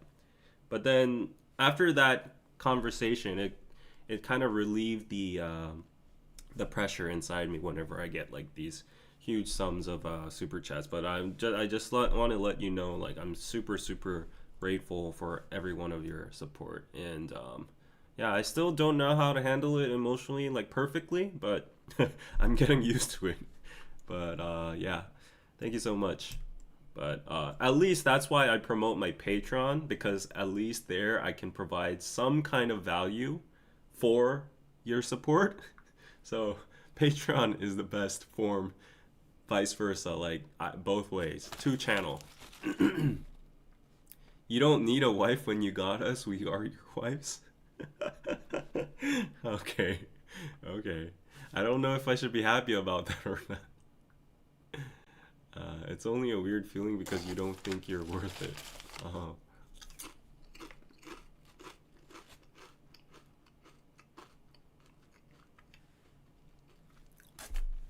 You created content she enjoyed, maybe something she needed at the time, and that's how she does. Thank you. Thank you. Yeah. Thank you so much for saying that too.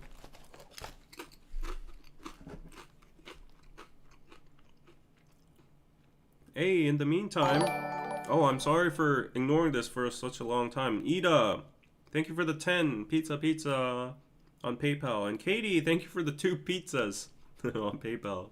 25 pizza. Wow. I saw your comment on Patreon yesterday, Katie. Yeah, I will look after prioritize my health. Yes, that's why I'm eating these protein chips. Oh, okay, so, after the super chat, I'll get into that. Yeah. We're trying to fund your trip to South Carolina. One super chat at a time, Rachel. Oh my gosh. I promise if I ever have the chance to go in the radius of, like, I don't know, in the vicinity of that area, I will go. Yeah. That is so funny. David, have you seen the North Korean cover of Apata? Yeah, that's trending right now. The Kim Jong-un and his assistant girl.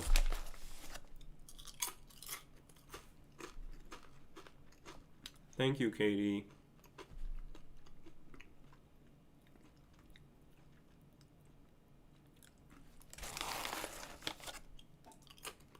It's a great vacation spot. Okay, I'll check it out. Hello from North California. Okay. These lives do so much for us. Thank you, Shinji, for the 39 ZAR. Wow, that's a interesting currency. Thank you so much. Yeah, so I was getting to, obviously, everything after that whole mental disaster, let me call it. Obviously, I was getting lonely, and yeah, everyone around me started dating all of a sudden. I don't know, the weather is getting cold, so I think people are getting pressured to date. That's how Koreans are, especially when we're expecting Christmas. Everyone around me started dating or meeting people. Yesterday I was asking Sang, like, what are you doing? And he's like, oh, like, I started, meeting someone. He's not like in a relationship or anything, but he's like talking to someone. And he was like teasing me, like, that's why you need to hang out with us. Like, me and my friend, like, which our mutual friend, we went to Itaewon the last night, and then we called you, but you said you were busy, too busy editing and stuff, and it's on your fault you didn't come. And we met 2 nice girls that day, and then we got our contacts, and now I'm talking to her. And then I was like, bye, I don't want to talk to you anymore.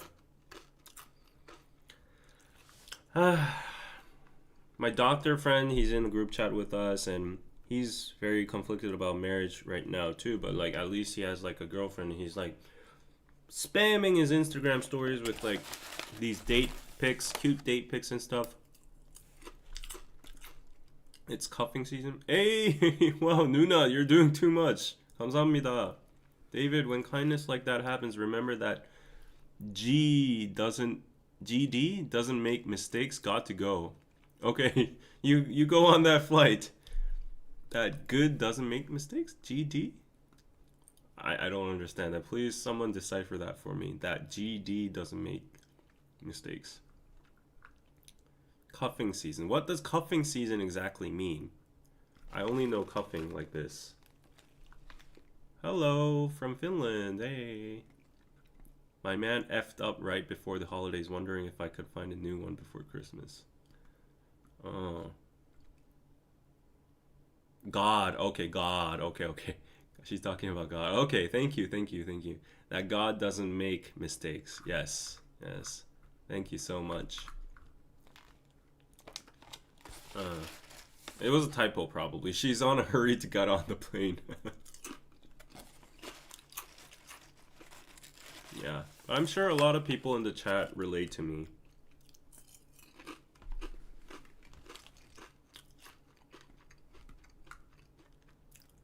Wow, I appreciate all 300 of you watching right now. Please press that like button. Slang term for getting into relationship is what cuffing is. Okay. Okay. Yeah, I guess it is cuffing season. Learning new stuff. Actually, YouTube has been very beneficial to me in a way because I dare you to. I would never dare myself to, but I could never do it. But if you go to my very first batch of videos back then on DKDKTV, like 7 years ago, my English is so bad. For real, for real. Ever since I started YouTube and started talking to you guys and reading the comments and getting more exposed to like English content and watching English content to like research for YouTube information and stuff, my English has become so much more fluent compared to like 6-7 years ago and in high school and college. I was never this fluent. Yeah. And every time I just like talk with you guys, I learn new stuff like cuffing season. I don't know if it's a good thing or not, but cuffing season.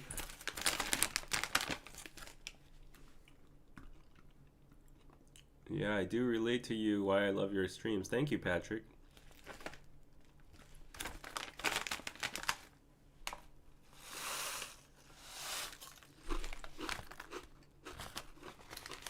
$12 of protein. ER about Papa. I feel you. Thank you for the 3. Pizza. Yeah, I think my mood has a little bit brightened. Yeah, I guess financial, we call it 금융치료 in Korean. Financial treatment is the best treatment. It doesn't last long, but definitely temporarily gives you a boost. Yeah. And that, like, that YouTube color palette of choosing like red for like the biggest amount, that definitely like gives you a dopamine drive, you know. Just because I appreciate what? No way. I stop. Okay. Guys, it's enough for tonight. Like I will politely and officially ask you guys for no more super chats. I have never done this before, but I don't think I will be able to take it anymore, cuz in a good reason, because I feel like I don't know how to articulate this, but I feel like no more super chats for tonight, for real. I don't know why, but like no. Yeah. Thank you. Nevertheless, thank you so much, doll baby. Really, I appreciate all your questions and all your regular super chats and all, but wow. Thank you so much. Thank you so much. But as I said, no more. For real. Yeah. It's just I don't know why, but I feel like I shouldn't be like getting more tonight. Yeah. Your English is cute, especially when you mispronounce something. I mispronounce a lot of stuff. And as I said, YouTube has fixed a lot of my mispronunciations. Like, for example, there was something like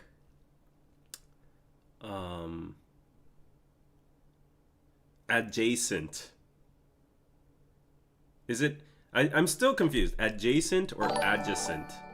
So I think adjacent is the right version, which I patched myself up with through you guys. But before I used to say adjacent.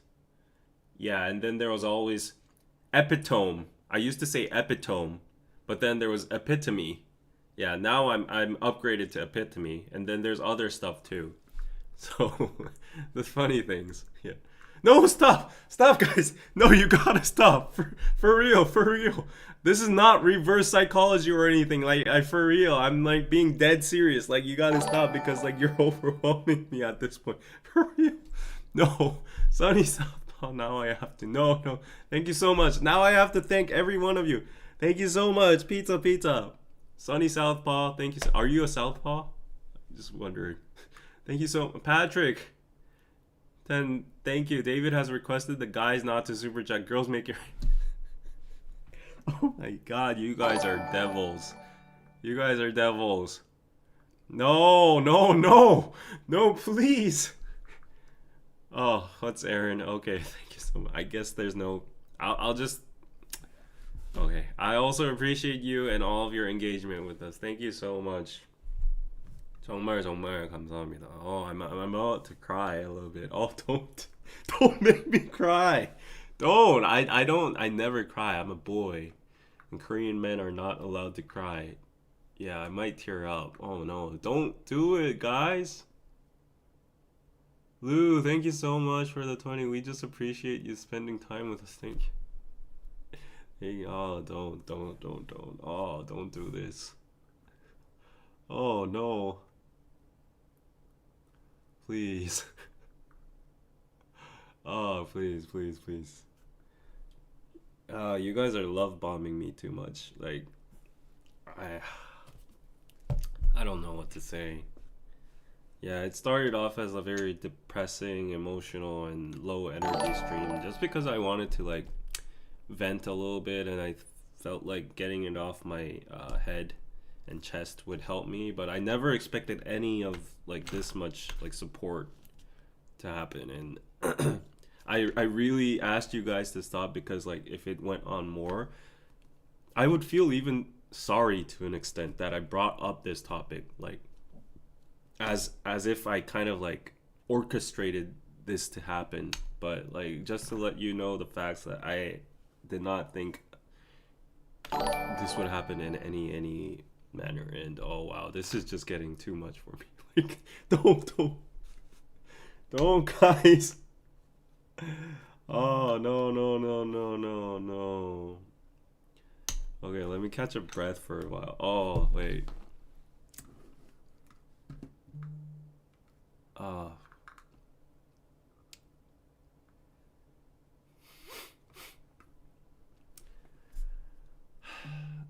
Shinji, just to say you look good in black in a cap. Thank you for the 40.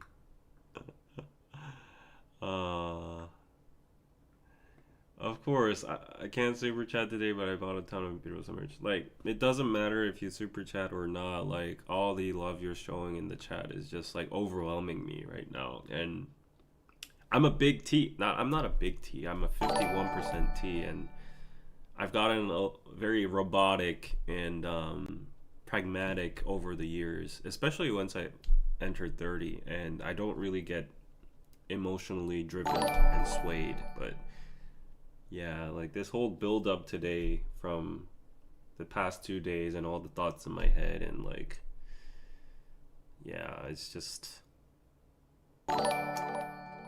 Yeah, anyways, thank you so much. I don't want to keep the live stream silent, but you guys did this to me. It's on you. It's on you. Oh my gosh. And it's a problem because I can't ignore it too. No. No. Oh, stop. For real stop. Okay, I think you've sent your message. You sent your message. How do I block super chats now? How do I? For real, I need to take some measures. I don't know how to block it.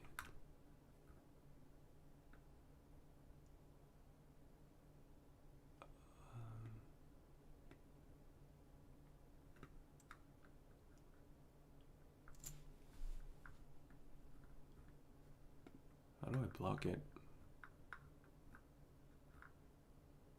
Ah, shit. I don't know how to block it. This seems so suspicious, but I swear to God, I'm looking at this. I'm looking at the chat, and there is no option to block. What the hell? This is just like AdSense, so it's not. Yeah, it's not about super chats. I don't know, guys, but just don't, like, for my own sake, like, please, like, I will literally tear up. But Chandra, thank. Okay, I 정신 좀 차렸어. Chandra, thank you so much. Chandra has sent 100. Chandra, was it Chandra? Chandra has sent 100. If God wants to bless you, He will bless you. Allow the blessings. Thank you so much. Thank you so much. I can't thank you enough. And Corina, thank you for the 51. Wow. Best wishes from Romania. I like to hear your voice and understand your thoughts. As a single woman myself, this is how I hate the notifications when it cuts like that. This is how I spend Sunday evenings with you. Okay, thank you so much for that. Wow. Oh my gosh. Michael, okay. This is the cherry on top, the icing, what do you call it? The last of the last. My idioms are not idioming right now. 5 euros. Thank you for the... I appreciate your feedback, Michael. Yes. And yeah, everything. So the only way to block is to end the live. Yes. Yeah. Anyways, thank you so much. Thank you so much for all the support and like the I appreciate all the kind and heart-warming words and the words that gave me courage today. And I think a little bit of my anxiety has been, washed out. And Daniel has gifted 5 memberships. I'm so sorry that I missed this. Yeah, I didn't see it because I wasn't looking at the original chat. I'm here for the mispronunciations. Haha, try mischievous. Mischievous. Chamber, thank you for the 10. I missed that too. I don't know, the chat might not be showing it. But maybe I got more? What? Oh my gosh, this is crazy. Mischievous. Why? What is that wrong too? How is there a wrong way to pronounce mischievous? It says mischievous? That mischievous? No, it's mischievous. There is no wrong way to pronounce that. Mischievous? What? You're trolling now. No, you are trolling. Patrick is trolling. Mischievous. Mischievous? Mischievous.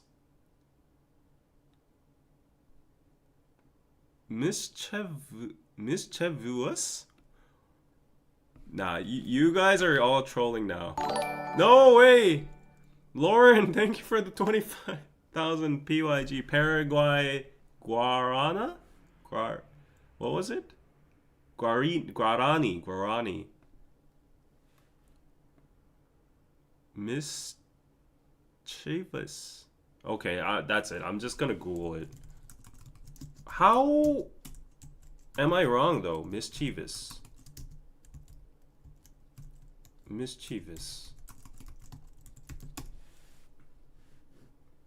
What? Mischievous. Ah, so the Mischievous. Oh, what? It really does say cha. It's not cha, but it's like it's almost like a short cha. Mischievous. No way. Mischievous. No, I would still consider it a chi, CHI, but you just pronounce the CHI faster, like mischievous. Whereas I was pronouncing it as mischievous. Oh, okay. Okay, so it's not mischievous, it's mischievous. But if you pronounce it could be heard as like a cha, mischievous. Okay, thank you. I'll try not to forget that one. That one's hard. That one was hard. Mischievous. Okay, Wow, that sounds so awkward, mischievous. I don't think I've ever used that word deliberately in a conversation before. You're so mischievous. I would use like playful or something like that, but mischievous. Wow, okay. $10 well spent. You're my English teacher. Mel, thank you for the SGD $2. 데이비님 화이팅. 감사합니다. 감사합니다. Whoa. Plain Jane, you do more for us than you realize. We're all going through something. Yeah, I see. I would assume. It's not easy to be live streaming in the middle of the night, and we appreciate your time. Thank you so much, Plain Jane, for being a tomato, too, a topping. For the honey pizza. Yes, it is 3 a.m. indeed. I forgot. Totally. I also relate to you as well, just getting older but not making much progress. Exactly. Yeah, that summed it up in a nutshell. Yeah. Don't sound right to me still? What? No, mischievous. I got it. Mischievous. Oh, you don't know. You don't need to buy anything from Piroso. Buy from Piroso if you actually need and think the product is good. Please do not buy anything out of like you want to support me. Like not with that mind, because as much as I would appreciate that would like I would want my products to be sold with actual value in the market. And yeah. But I appreciate any kind of intent though. Wait, I'm seeing all these like pop-ups about memberships and all, but I'm not seeing them in the doc. Whoa, Danielle, thank you for the 5 more pizza memberships. Wow, this is gonna be a full membership chat now. Oh my gosh. Congrats everybody who got that membership. Wow.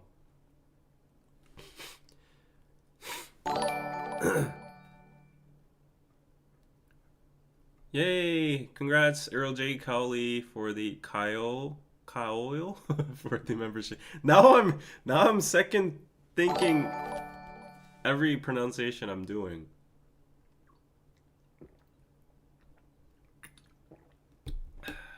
Mischievous. Okay.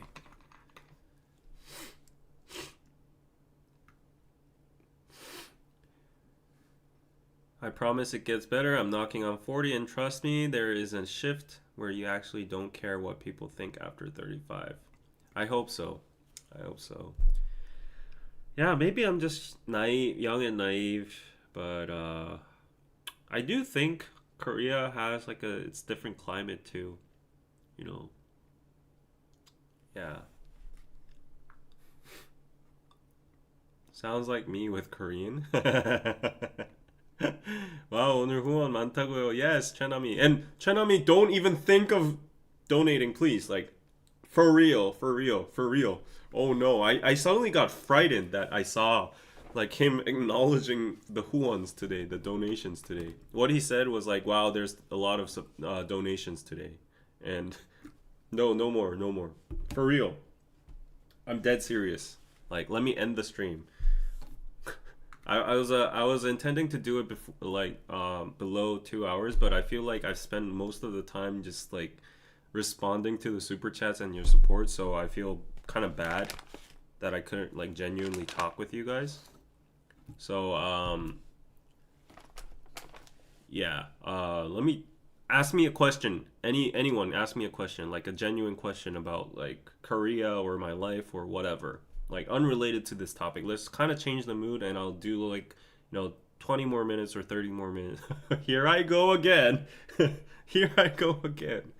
But since I'm in the mood now, yeah.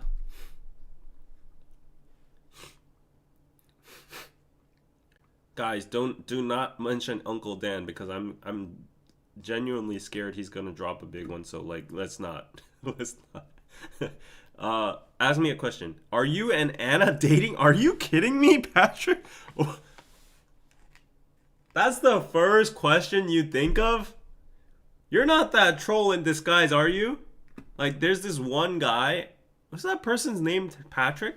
To think about? No, we are not dating. What? And I know you're joking. You're probably joking. Yeah, you don't know that. You know that we're not dating. So yeah. Trump or Kamala? You guys be asking the real questions here, huh? Eh?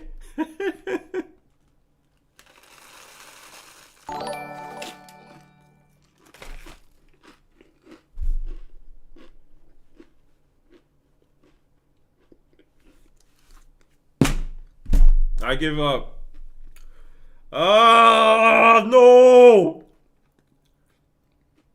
No! No! 댄 형님, 진짜 왜 그러세요? 진짜 진지하게 정중하게 거절했었는데 I politely declined for real. 이러시면 안 됩니다. 진짜로.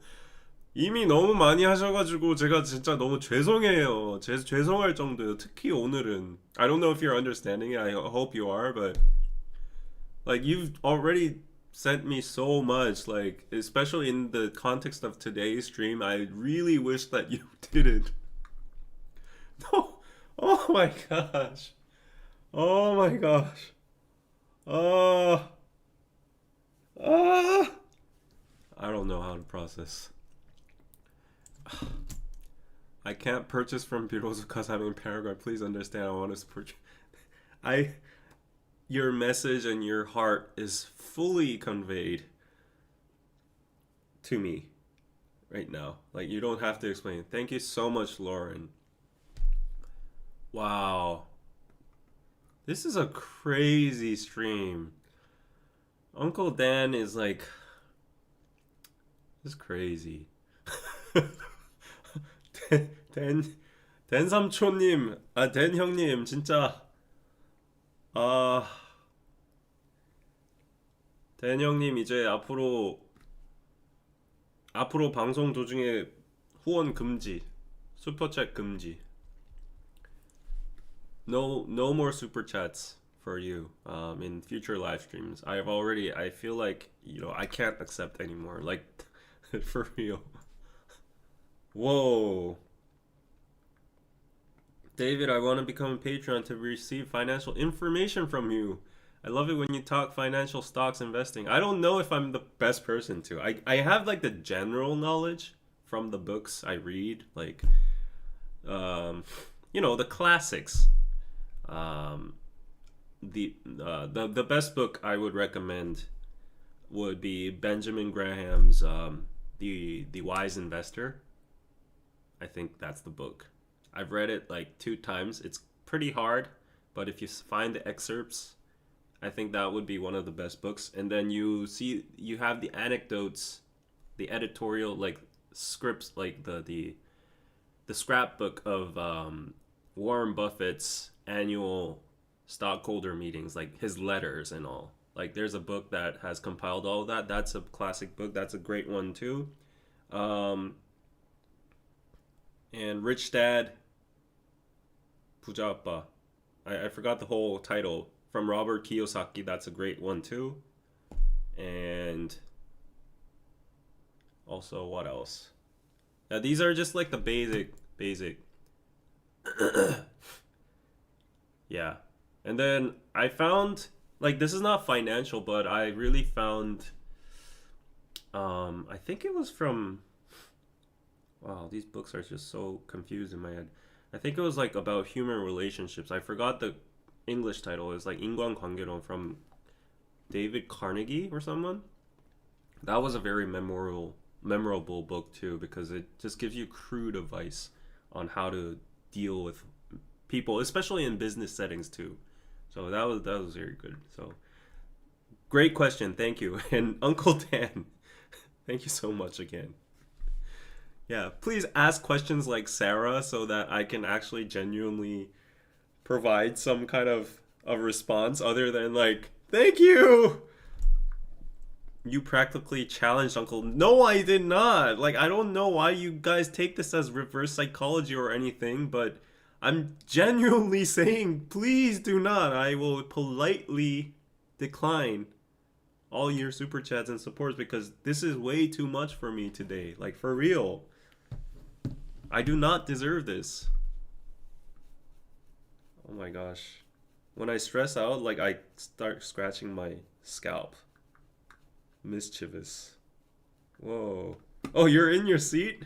In the Jewish faith, some of us don't write the full name of all of God out of respect and reverence. The Torah prohibits us from erasing or just. Oh, okay. Time to sleep. Have a nice nap. Yeah, I respect that too. I've had some teachers in the U.S. too when I was in like very young grade. They said they always corrected me from saying "Oh my God," because they said say "Oh my gosh" or say something in alternative. Yeah, maybe it's in a similar context. Yeah. But thank you for letting me know.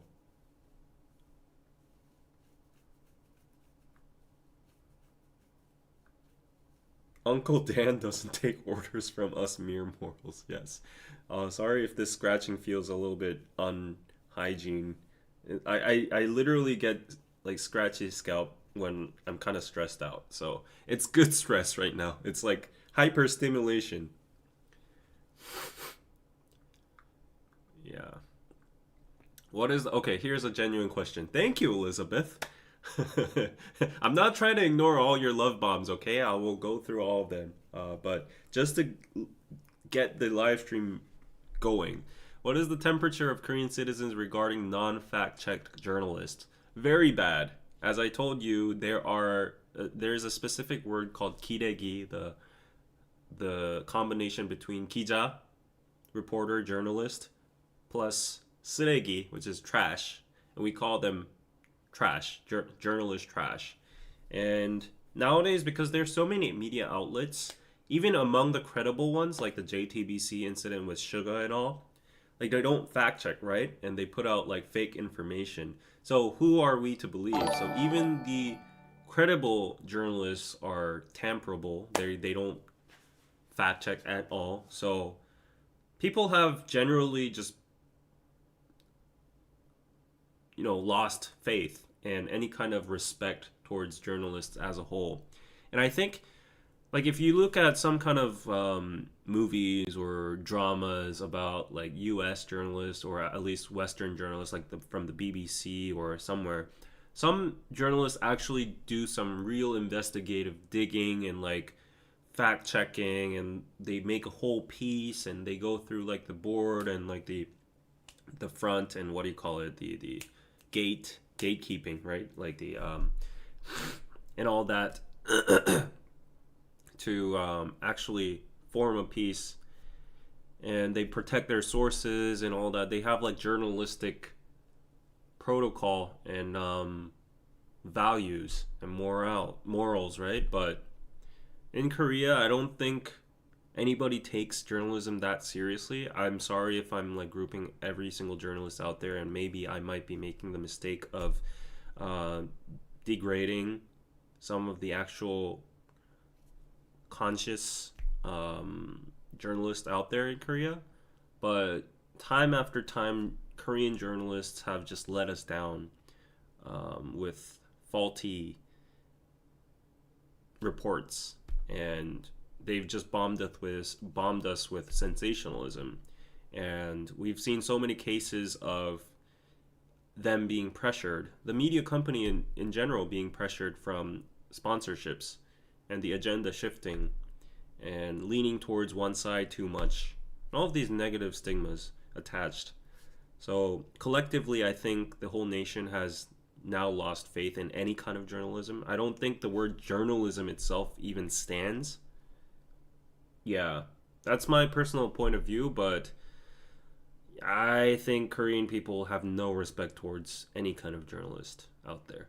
Yeah. If that person is not like a very named, reputable one, other than that, people will just assume that, yeah, you're kind of trashy or something like that. Wait, this chat is constantly freezing for some reason. There you go. Thank you for the question. Something I can finally respond to other than super chats. Now, I'm not complaining, for real. I was just like, kind of feeling bad for all the love bombing. Yeah. Lou, I missed yours. You deserve everything, David. Thank you so much. Thank you so much, Lou. There you go. There's a like. What? Good for Koreans. What? Nuna, you gotta stop. What? Oh, this is an old super chat, right? Or is this a new one? Hey, this is an old one, right? Did she just make a mistake? Or is that an old one? Or is the chat glitching? Or is that actually a new one? What? I'm confused. That's an old one, right? Yeah. I don't know what's happening in the chat.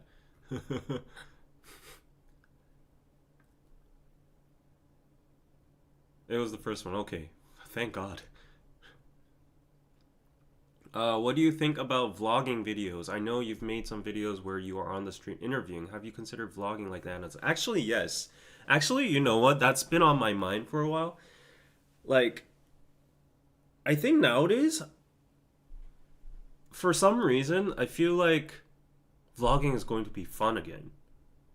I feel like, I think it's because of you guys. It feels like because I have a smaller audience but a more dedicated one, a more like intimate one, that I know like every single one of your account names and your name, some of your names in the chat right now, at least like 200, 300 regulars, right? And that I really talk to you on a daily basis. Because of that, I feel like I want to show you more of my life and maybe possibly add more value to my content. And of course, like the podcasts, they're informational and all, but more like entertainment. So you remember Ross, right? So Ross was like is still a big fan of the channel, and I won't reveal his like personal life, but he has a reason to be like, on and off nowadays. But when I met Ross, he personally said the reason that he got onto our channel was initially because one of our vlogs on DKDK, when we were vlogging our office life and the dynamics between the employees, and Anna was there too, and he just enjoyed that so much. He just liked seeing how a small startup in Korea was working, and that got him interested into the channel, and that just sent him through the rabbit hole. And then he started supporting me on the live streams and the podcast, and it triggered an interest in Korea in general. And that was very interesting to hear his journey on how he got into my content. And I feel like, vlogs are a great way to connect on a personal level, but on a different level. You know what I'm saying? Like, live streams are great too. It's like direct communication with you guys. I can actually talk with you, but it's different because my background isn't changing, and I'm like saying everything indirectly in spoken language, but I'm not visually showing it, right? But wouldn't it be better if I was talking about the wedding and I actually vlog the place and you could actually see what's going on, right? Of course, it's going to be a lot of hassle on my end, and I really can't guarantee or promise anything like that because I got a lot on my plate already. And also, I would never dare to vlog at a wedding because it's my friends and there's so many like portrait, right, crises ready, there for me. But like for other occasions, like, just my daily. The other thing is, the other problem is, like, my daily life compared to Anna's isn't that dynamic. I swear to God, like, I just come to the studio, go back, and stay here, edit all day night. If I do have some occasions, I know it's normally like networking events or like some other people's hosting events. But when I go there, I don't have the permission to film, so it's like a very, tricky situation. But yeah, I've generated a thought nowadays that vlogging is going to be fun because I just want to show it to you guys. And maybe like don't interpret this in like a cringy way, but the only comparison I can think of right now is like when I have a girlfriend. I just want to share my daily life, like what I did. Share pictures of what I'm eating right now, like where I'm going, like which restaurant I am, which like what bus I'm taking right now, like in a more descriptive and more rich way.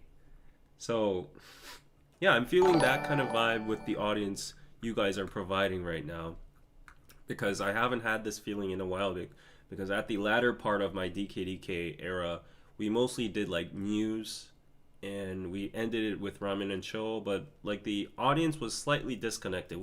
I'd been doing it for a while, for more than like 4 to 5 years. So there were also roller coasters in between, among the chat and the viewers as well. But still, yeah, I feel like this live stream, this space has sparked a lot of inspiration and motivation inside me nowadays. So yeah, you know what? I'll keep that in the back of my mind, and if the right occasion occurs, I'll actually start posting a vlog.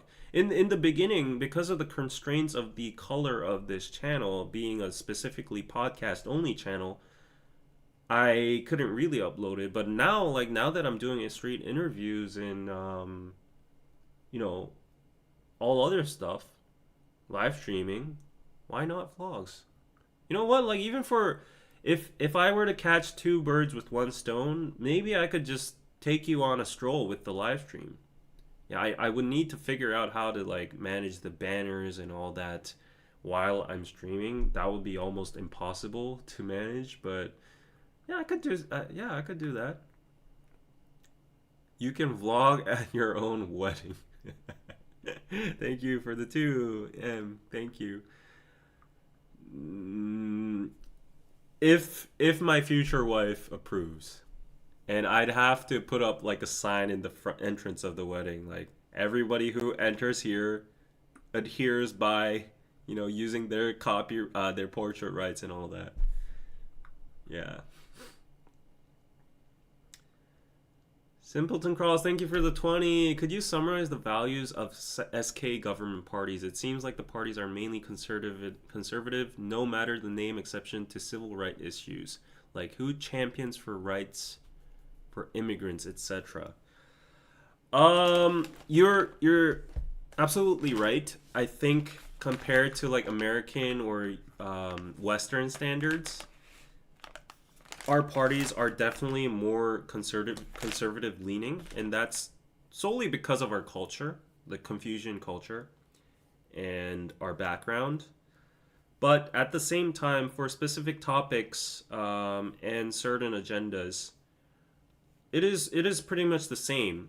The Democratic Party, the Minjudang, it's called the Democratic Party. The Blue Party stands for all the liberal, values, and the People's Party, which is on the conservative side, the Red Party, they are the conservative party. It's the same. And if you were to adapt that to U.S. parties, like for the Republicans and the Democrats, I would pretty much say that most of the values align, except for like specific cases like LGBT, like gay right issues, or religious issues, or like guns that we don't have, or abortion. Like that was among like religion and stuff, abortion rights, and immigrant laws and stuff. So as for immigration, everyone is like, what defines the political party's stance is the people's opinions, right, and their supporters parties. However, as a whole, about immigration, Korean people are not that open about it. First, it's a homogenous society. Second, there's a lot of negative stigma towards certain foreigner groups. I will not specify. And yeah, there are like singled out like cases on the news, like caused by foreigners, like for example Johnny Somali making bad examples and all that. So we nowadays, the tide is changing because we have a shortage of workforce, and also a shortage shortage of people and marriages in general, international marriages going up, and Korea is becoming more diverse. More people are flocking in for tourism and stuff. People are getting used to multiculturalism and diversity. So the narrative is slightly changing, but overall, I would say both parties, they're very careful about immigrant laws, and I don't think there's been a lot of talk about it yet. Yes, I think actually a lot. Yeah, the discussions just lack in general about that specific topic. But for other things, I would pretty much say like all the political stuff align with any other, liberal or conservative party all around the world. Yes. Hey, K Stosh. I really love your lives, but vlogs would be fantastic. I'm still here in Korea having a great time. Wonderful. Actually, you know what? I don't want to out you or anything, but my friend Daniel, I was scrolling through Instagram and then I think I saw you on Daniel's post. Yeah, that looked great. You guys looked like you were having a great time. But maybe if you did some vlogs, it would allow you to live your life and get a regular schedule so you won't have to feel like you live stream. Yes, I was. But then, okay. But then the downsides of that is that vlogging is actually a task too. And editing it is also an extra task. So technically speaking, live streams are way more convenient. Yes.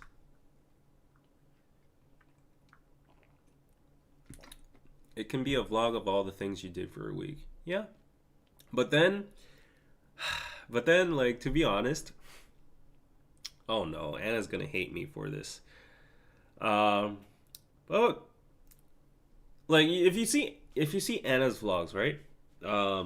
It's like small snippets of her life. It's like, I did this on this day, and to be very honest, to be very very honest, it doesn't have like a narrative or a storyline, like, or a plot. There's no like build up, there's no like conflict, there's no peak, the catharsis moment, there's no resolve, solution, and message of the whole vlog. I'm not critiquing her vlog, okay? Like she's good at vlogging. I really respect the persistence and the consistency and the color she brings in her vlog, and I think that itself is so valuable. And nowadays it might be even a more optimized format for short form viewers that are customized with short form. So that's that. But then the point I was getting to is not to like shit on her vlogs or anything. There's no intent on that. Please do not misunderstand. But my curse is I started vlogging with looking up to Casey Neistat, which is like the godfather, the father of vlogs on YouTube. If you don't know who Casey Neistat is, go check him out on YouTube. He's this New York vlogger that I religiously looked up to in the old days when I started YouTube. He was always on a boosted board on New York, and his vlogs were so aesthetic, but not only the aesthetic time lapses and his first person point of view on a boosted board and the New York backgrounds and all that spectacular aspect, that was all good. But the real reason everybody loved his vlogs was every single vlog, it was even daily vlogs, every single vlog had like a storyline, and it was perfectly set in like the classic story structure, and it felt like I was finishing a chapter after chapter every single time when I was tuning into his vlogs. And then after that, I adopted that model myself, and then we started Soul City Vibes.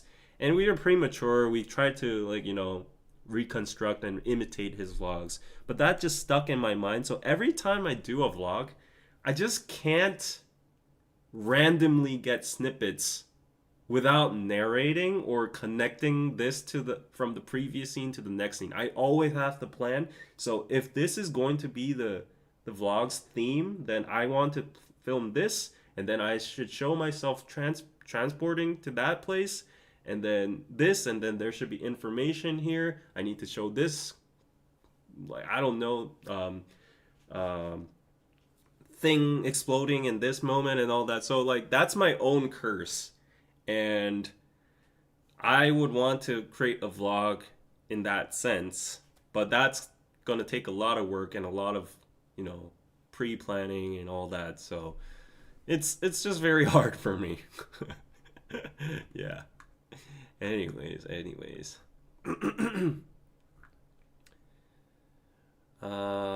Let's see. Making monthly, that could be feasible. Yeah, that could be feasible. All Diva asked a great question on. Oh, thank you for the two. Uh,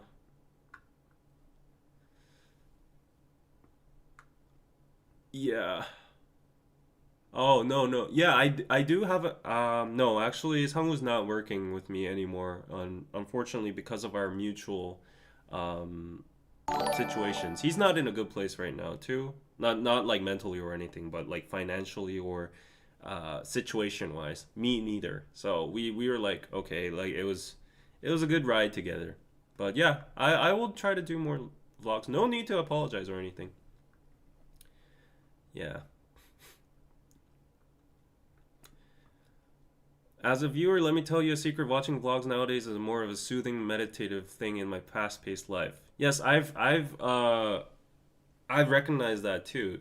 So that feels so like exotic to me because when I watch nowadays vloggers, they're just like they don't even talk. They just wake up, brew some coffee, chop up some avocados, prepare the salad. And there's like tiny bits of captions and like this is my lunch today, and then they go to the gym and do some work and buy some milk at the supermarket, and it's like that. And I was like, huh, people actually watch this kind of. I guess there's an audience for everything, but I'm just not. I guess I'm OG. I'm not used to it. Um, yeah, so maybe this is getting old. Do you think unaliving rates would go down if people went to jail for contributing to someone unaliving themselves? Oh, okay. If there is a direct correlation that you can prove, but it isn't that still already in effect? If you pressure someone to unalive themselves and the court or anybody, the police investigation or whatever, can prove that there's a correlation that you were cyberbullying him or like, bullying that person or financially pressuring him or threatening that person and that person cracked and unalive themselves, isn't it still like doesn't that person get like a sentence or something? Or I don't know. Um if it's not the case, I definitely think it should, yeah, be the case. Yeah. Thank you, Rachel, by the way. Yeah, I'll invite him. I'll invite Sangwoo to the studio. Nothing like, I guess I can't speak on his behalf, but um, I just want to assure you that it's nothing super serious or anything. Um, it's just that, and Sangwoo's probably gonna be okay with this. So it's just that Sangwoo was, renting out his own house for like a filming location for like web dramas and stuff, and that was pretty lucrative on his end. And obviously, he did that for extra income, and that's universal nowadays. Nobody can just survive out of like one job in Korea. That's why everyone starts YouTube, starts delivery, starts whatever. And his side of that was renting out his house. So he slept here for a couple times when they were doing like overnight filmings. So he charged pretty good for the renting out rental spaces and stuff. And he met obstacles with the landlord about that. The landlord started complaining and saying that he ultimately prohibited him from doing it. So that was actually a steady income for him, an extra income. And because that got blocked, yeah, he needs to find a new house and he needs to move right now because he's actually planning to expand this business. This was like a test run for him, and if it goes well, he actually wants to dive into like the rental space. And actually, you know what? I'm gonna do a favor for him. He Sangwoo has a hanok in Andong. So if you want to visit that place, I'll actually drop you the link. Yeah, I was very impressed. I actually want to learn from him about like space rentals and stuff, but I'll show you his place.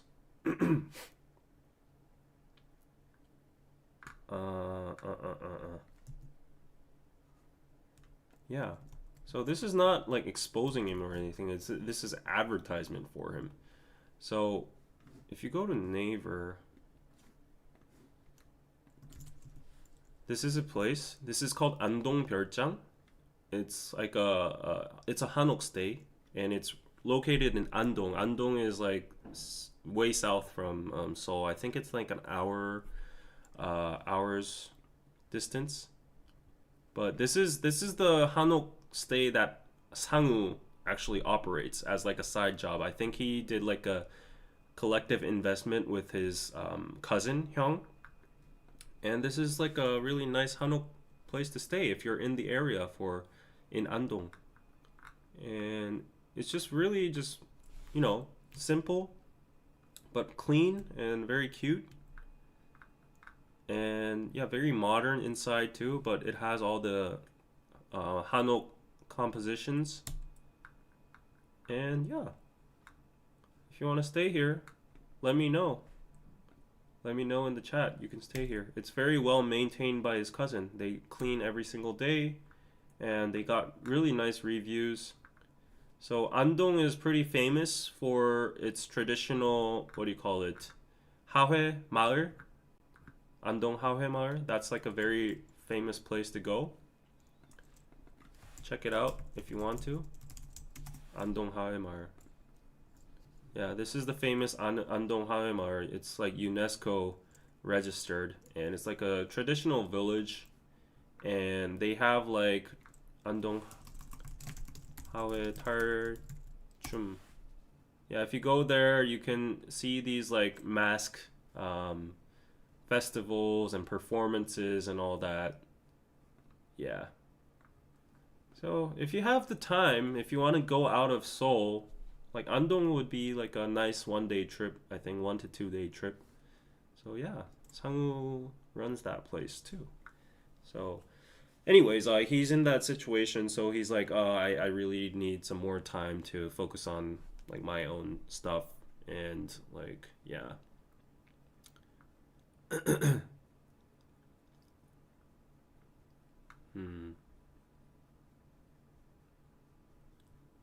David, could you vlog which winter activities you can do other than eating in Korea in winter season? Not much. I'll be totally honest. I always say do not come during winter because there's literally nothing to do other than skiing, going to cafes. I think the only interesting thing would be the 빙어 축제, like ice fishing.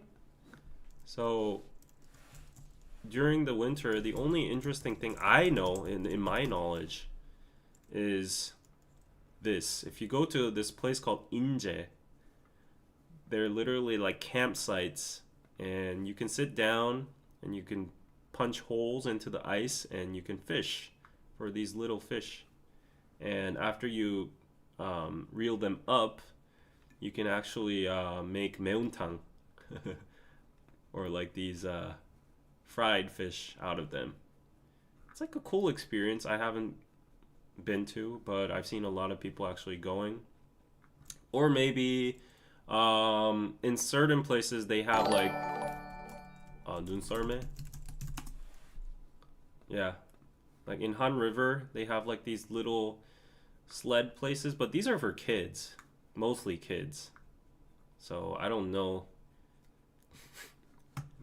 And like compared to America and all, Korea doesn't really celebrate Christmas that much. So even if like some department stores or Myeongdong or some big company buildings might be in Christmas mode, other than that, you won't see that much ornaments or decorations around town.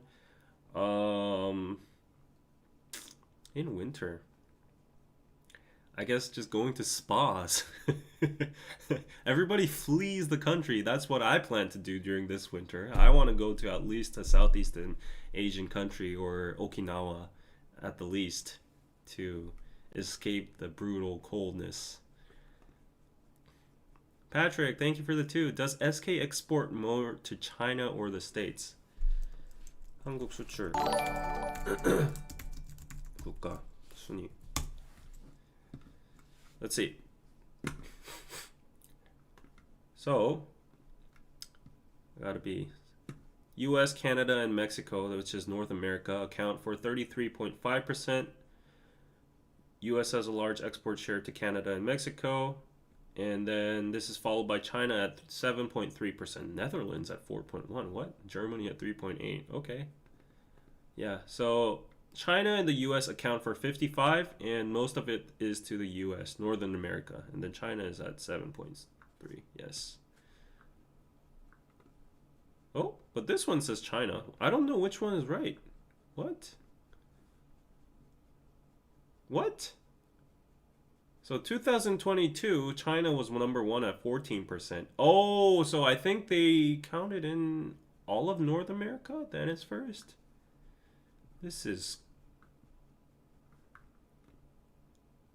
Oh. Oh, okay, okay. I get what's happening. Okay. Okay, okay, okay. Wow, okay, this is a tricky one. But now I get what's happening. Okay, 2022. Uh,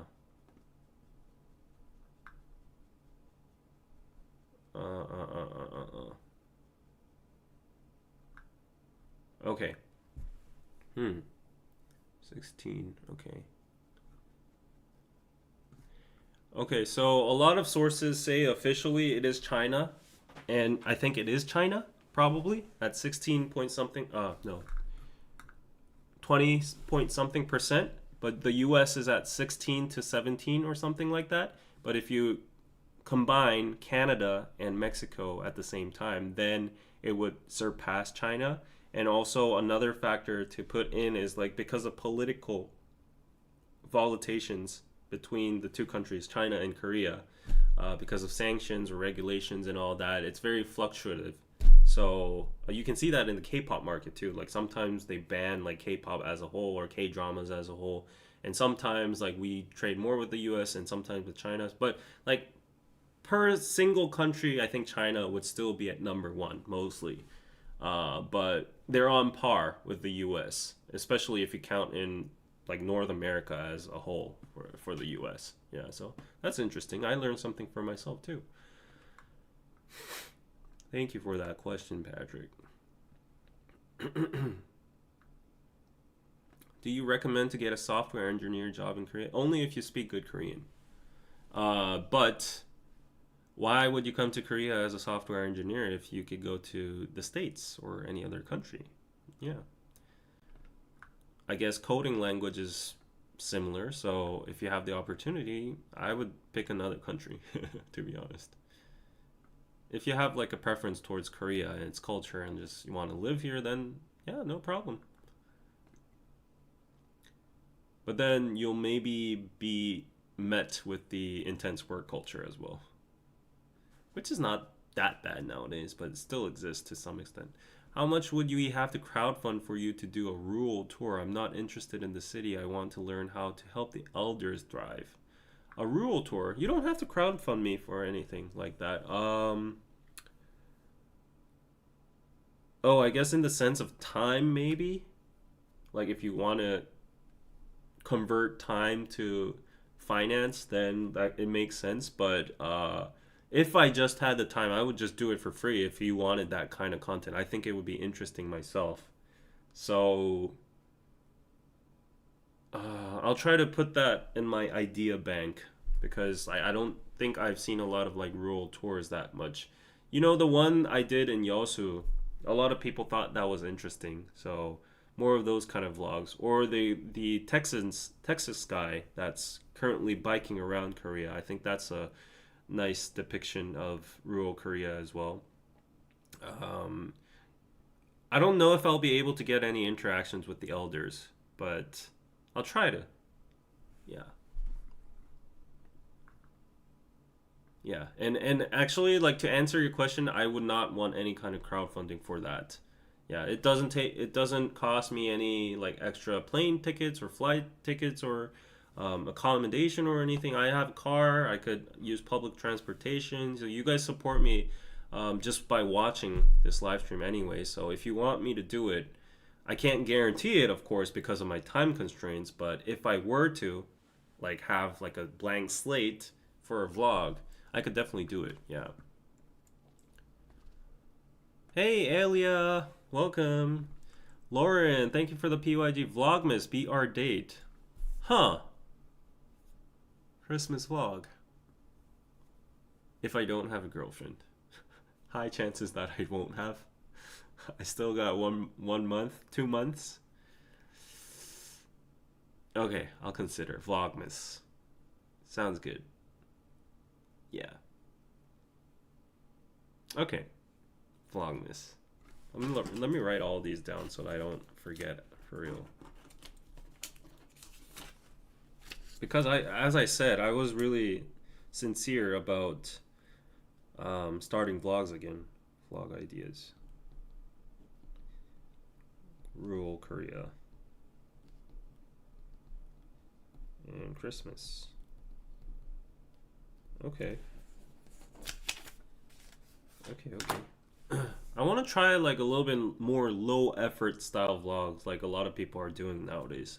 Not too much of KC Neistat style. I think that style has gone stale, to be honest, too. And it's too hard on me as well.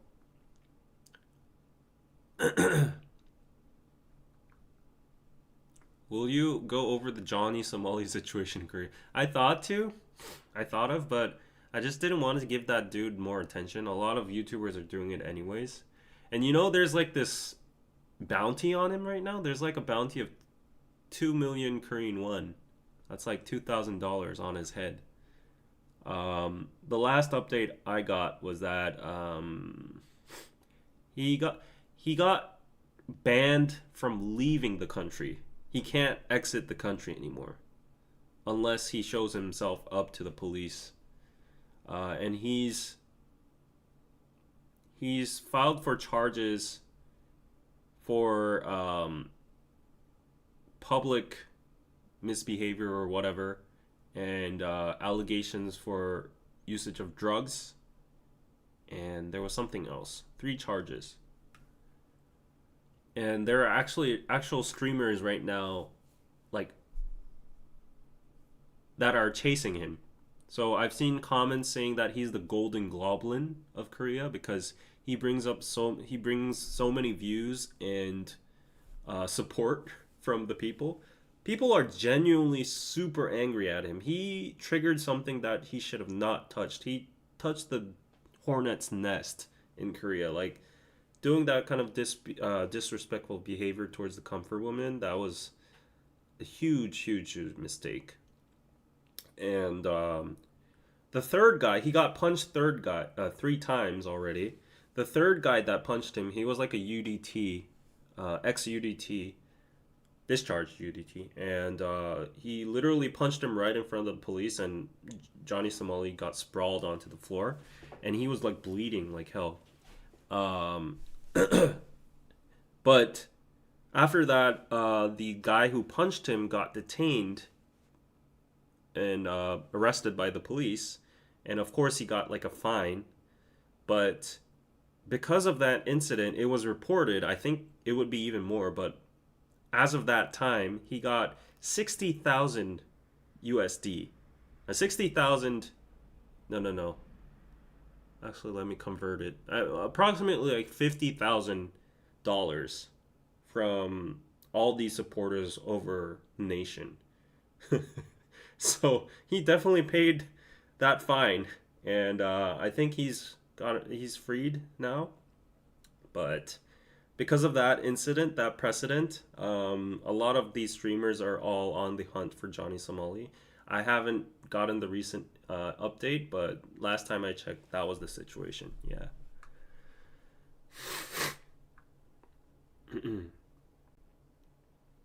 Have you ever explored opening a lane to do exports to China? Feels like money left on the table.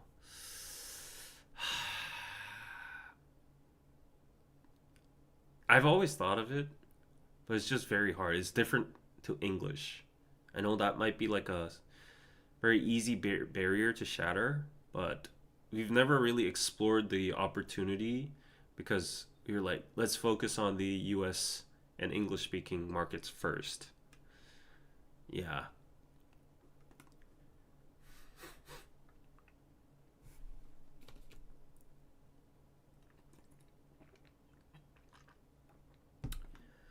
David, would your family object an American girlfriend because the girls here will love you? You're just so cute. Thank you, Kathy.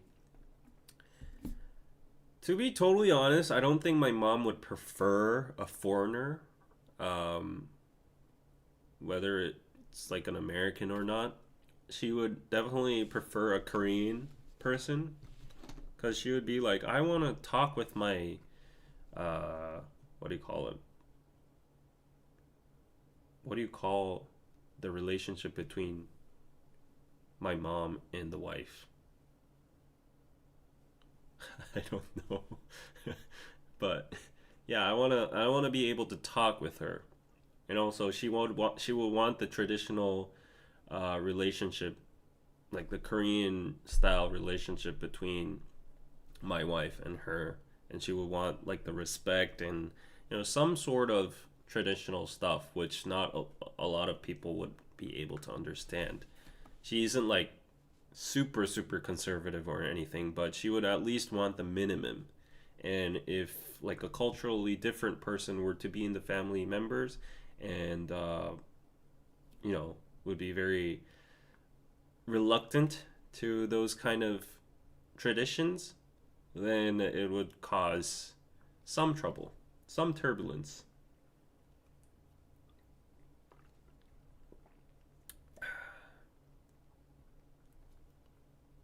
It's not a police bounty, it's like a individual civilian bounty.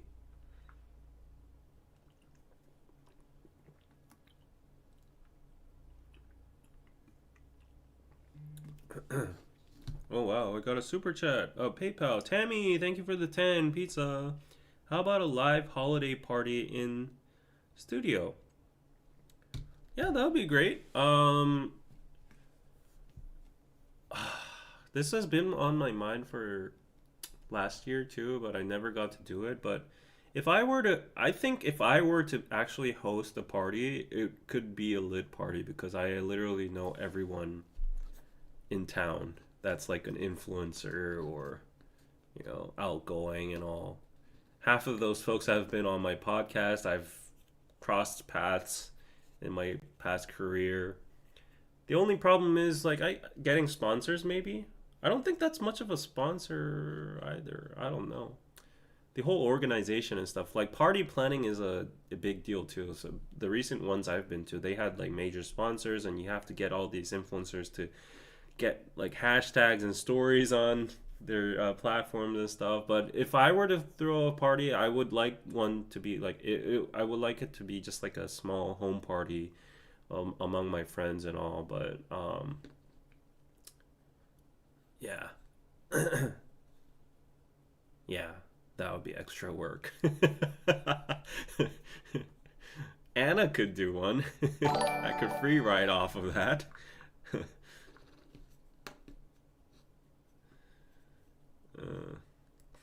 Korean American girlfriend then?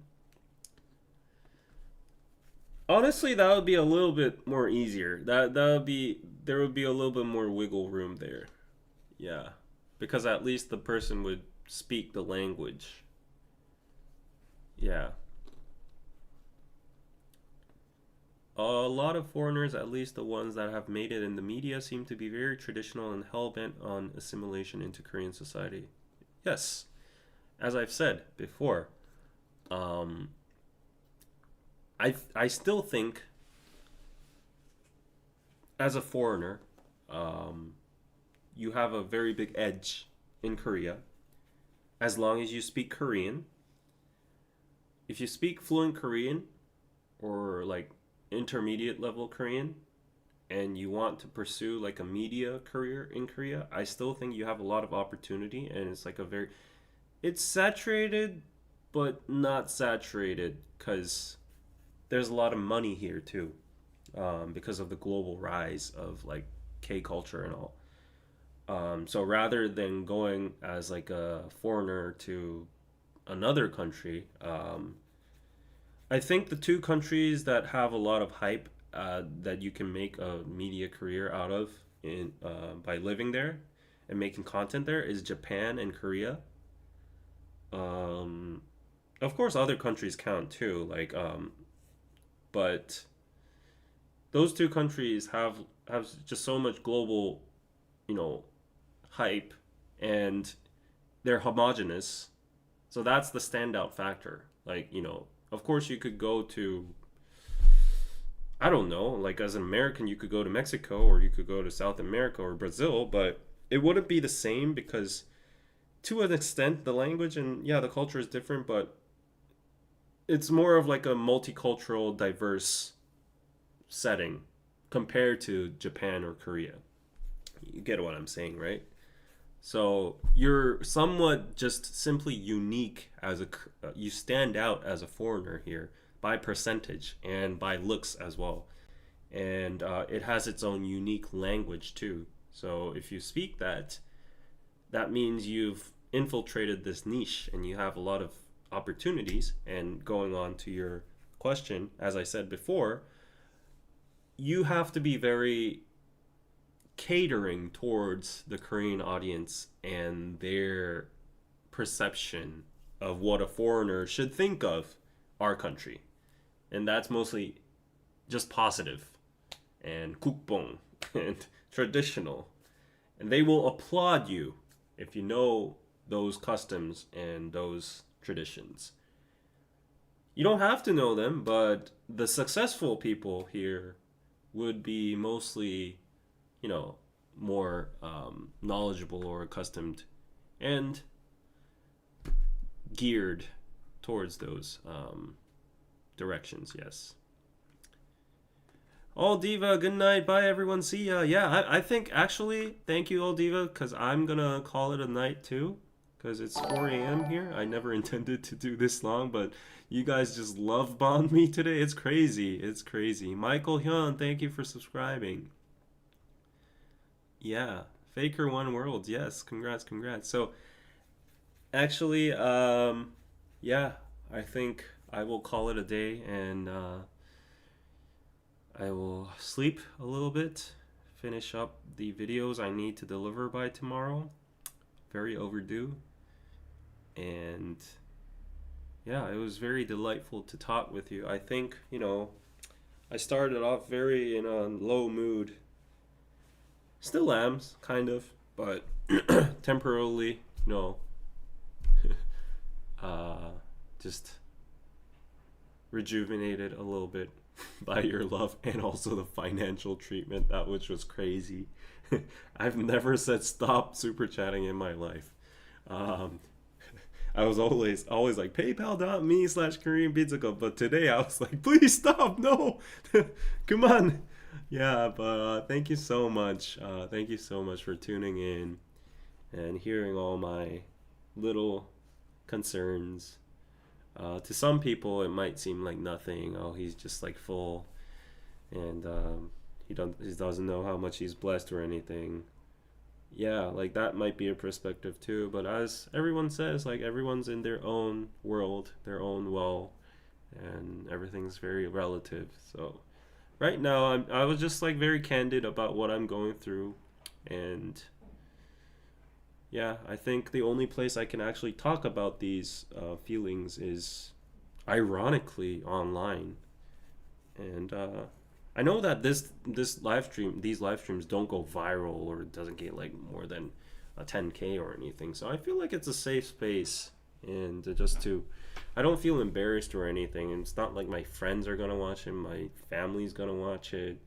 So ironically, the most exposed space in the world online on the internet is my safest space. Yeah, that's very weird, but yeah, I really appreciate all of you just talking to me, spending time with me, and thinking my content is entertaining and has some value or such. So yeah, I'm really really thankful to that for that, and can't thank you enough for all these super chats. And recently, I've um, I've tried to at least do something to give back on the super chats and stuff. So you might have noticed on my Instagram stories, I do shout outs to the super chats I've gotten, because I know some people like that. You know, they like, for instance, name credits on YouTube or shout outs. So that's the least I can do.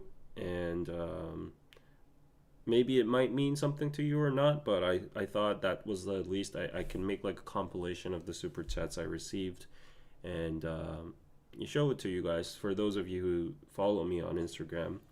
So anytime, just tag me on Instagram for whatever, like a clip of my live stream, or an appreciative message, or yourself enjoying the live stream. Ryan did it last time, and I'm happy to repost it. So yeah. Anyways, yeah. So that was it for today, and bye everyone. Hoodie gang. You really just trying to make that stick, right? I was about to forget, but yeah. Okay. Nightbot being Nightbot. Thank you, everyone. And yes, it's gonna be a wild week, but I will survive. And 안녕히 가세요. Bye. 우리가 더 감사하죠. 아유, 뭘 감사하시죠. 전 뭐 방송하는 것밖에 없는데. 이렇게 들어주시고 방송 시청해주시고 하는 게 제가 감사하죠, 진짜. Yes, that was a little appreciation for my Korean viewers. 이따 봐. 이따 봐 is in like 48 hours if I can do the live stream with Anna. For some reason, I don't have high confidence on this week's live stream, but it will happen if it happens. Yeah. Okay. Saying goodbye is the hardest thing. Later, toppings. Okay, that's the perfect way to end it. Not Hoodie Gang. Hoodie Gang is the shadow fandom. Toppings is the on the surface official fandom name. Okay. Bye. I will tell you about the live on the community tab. Bye. Notifications on. Check out peteroso.net. Sue House. Bye.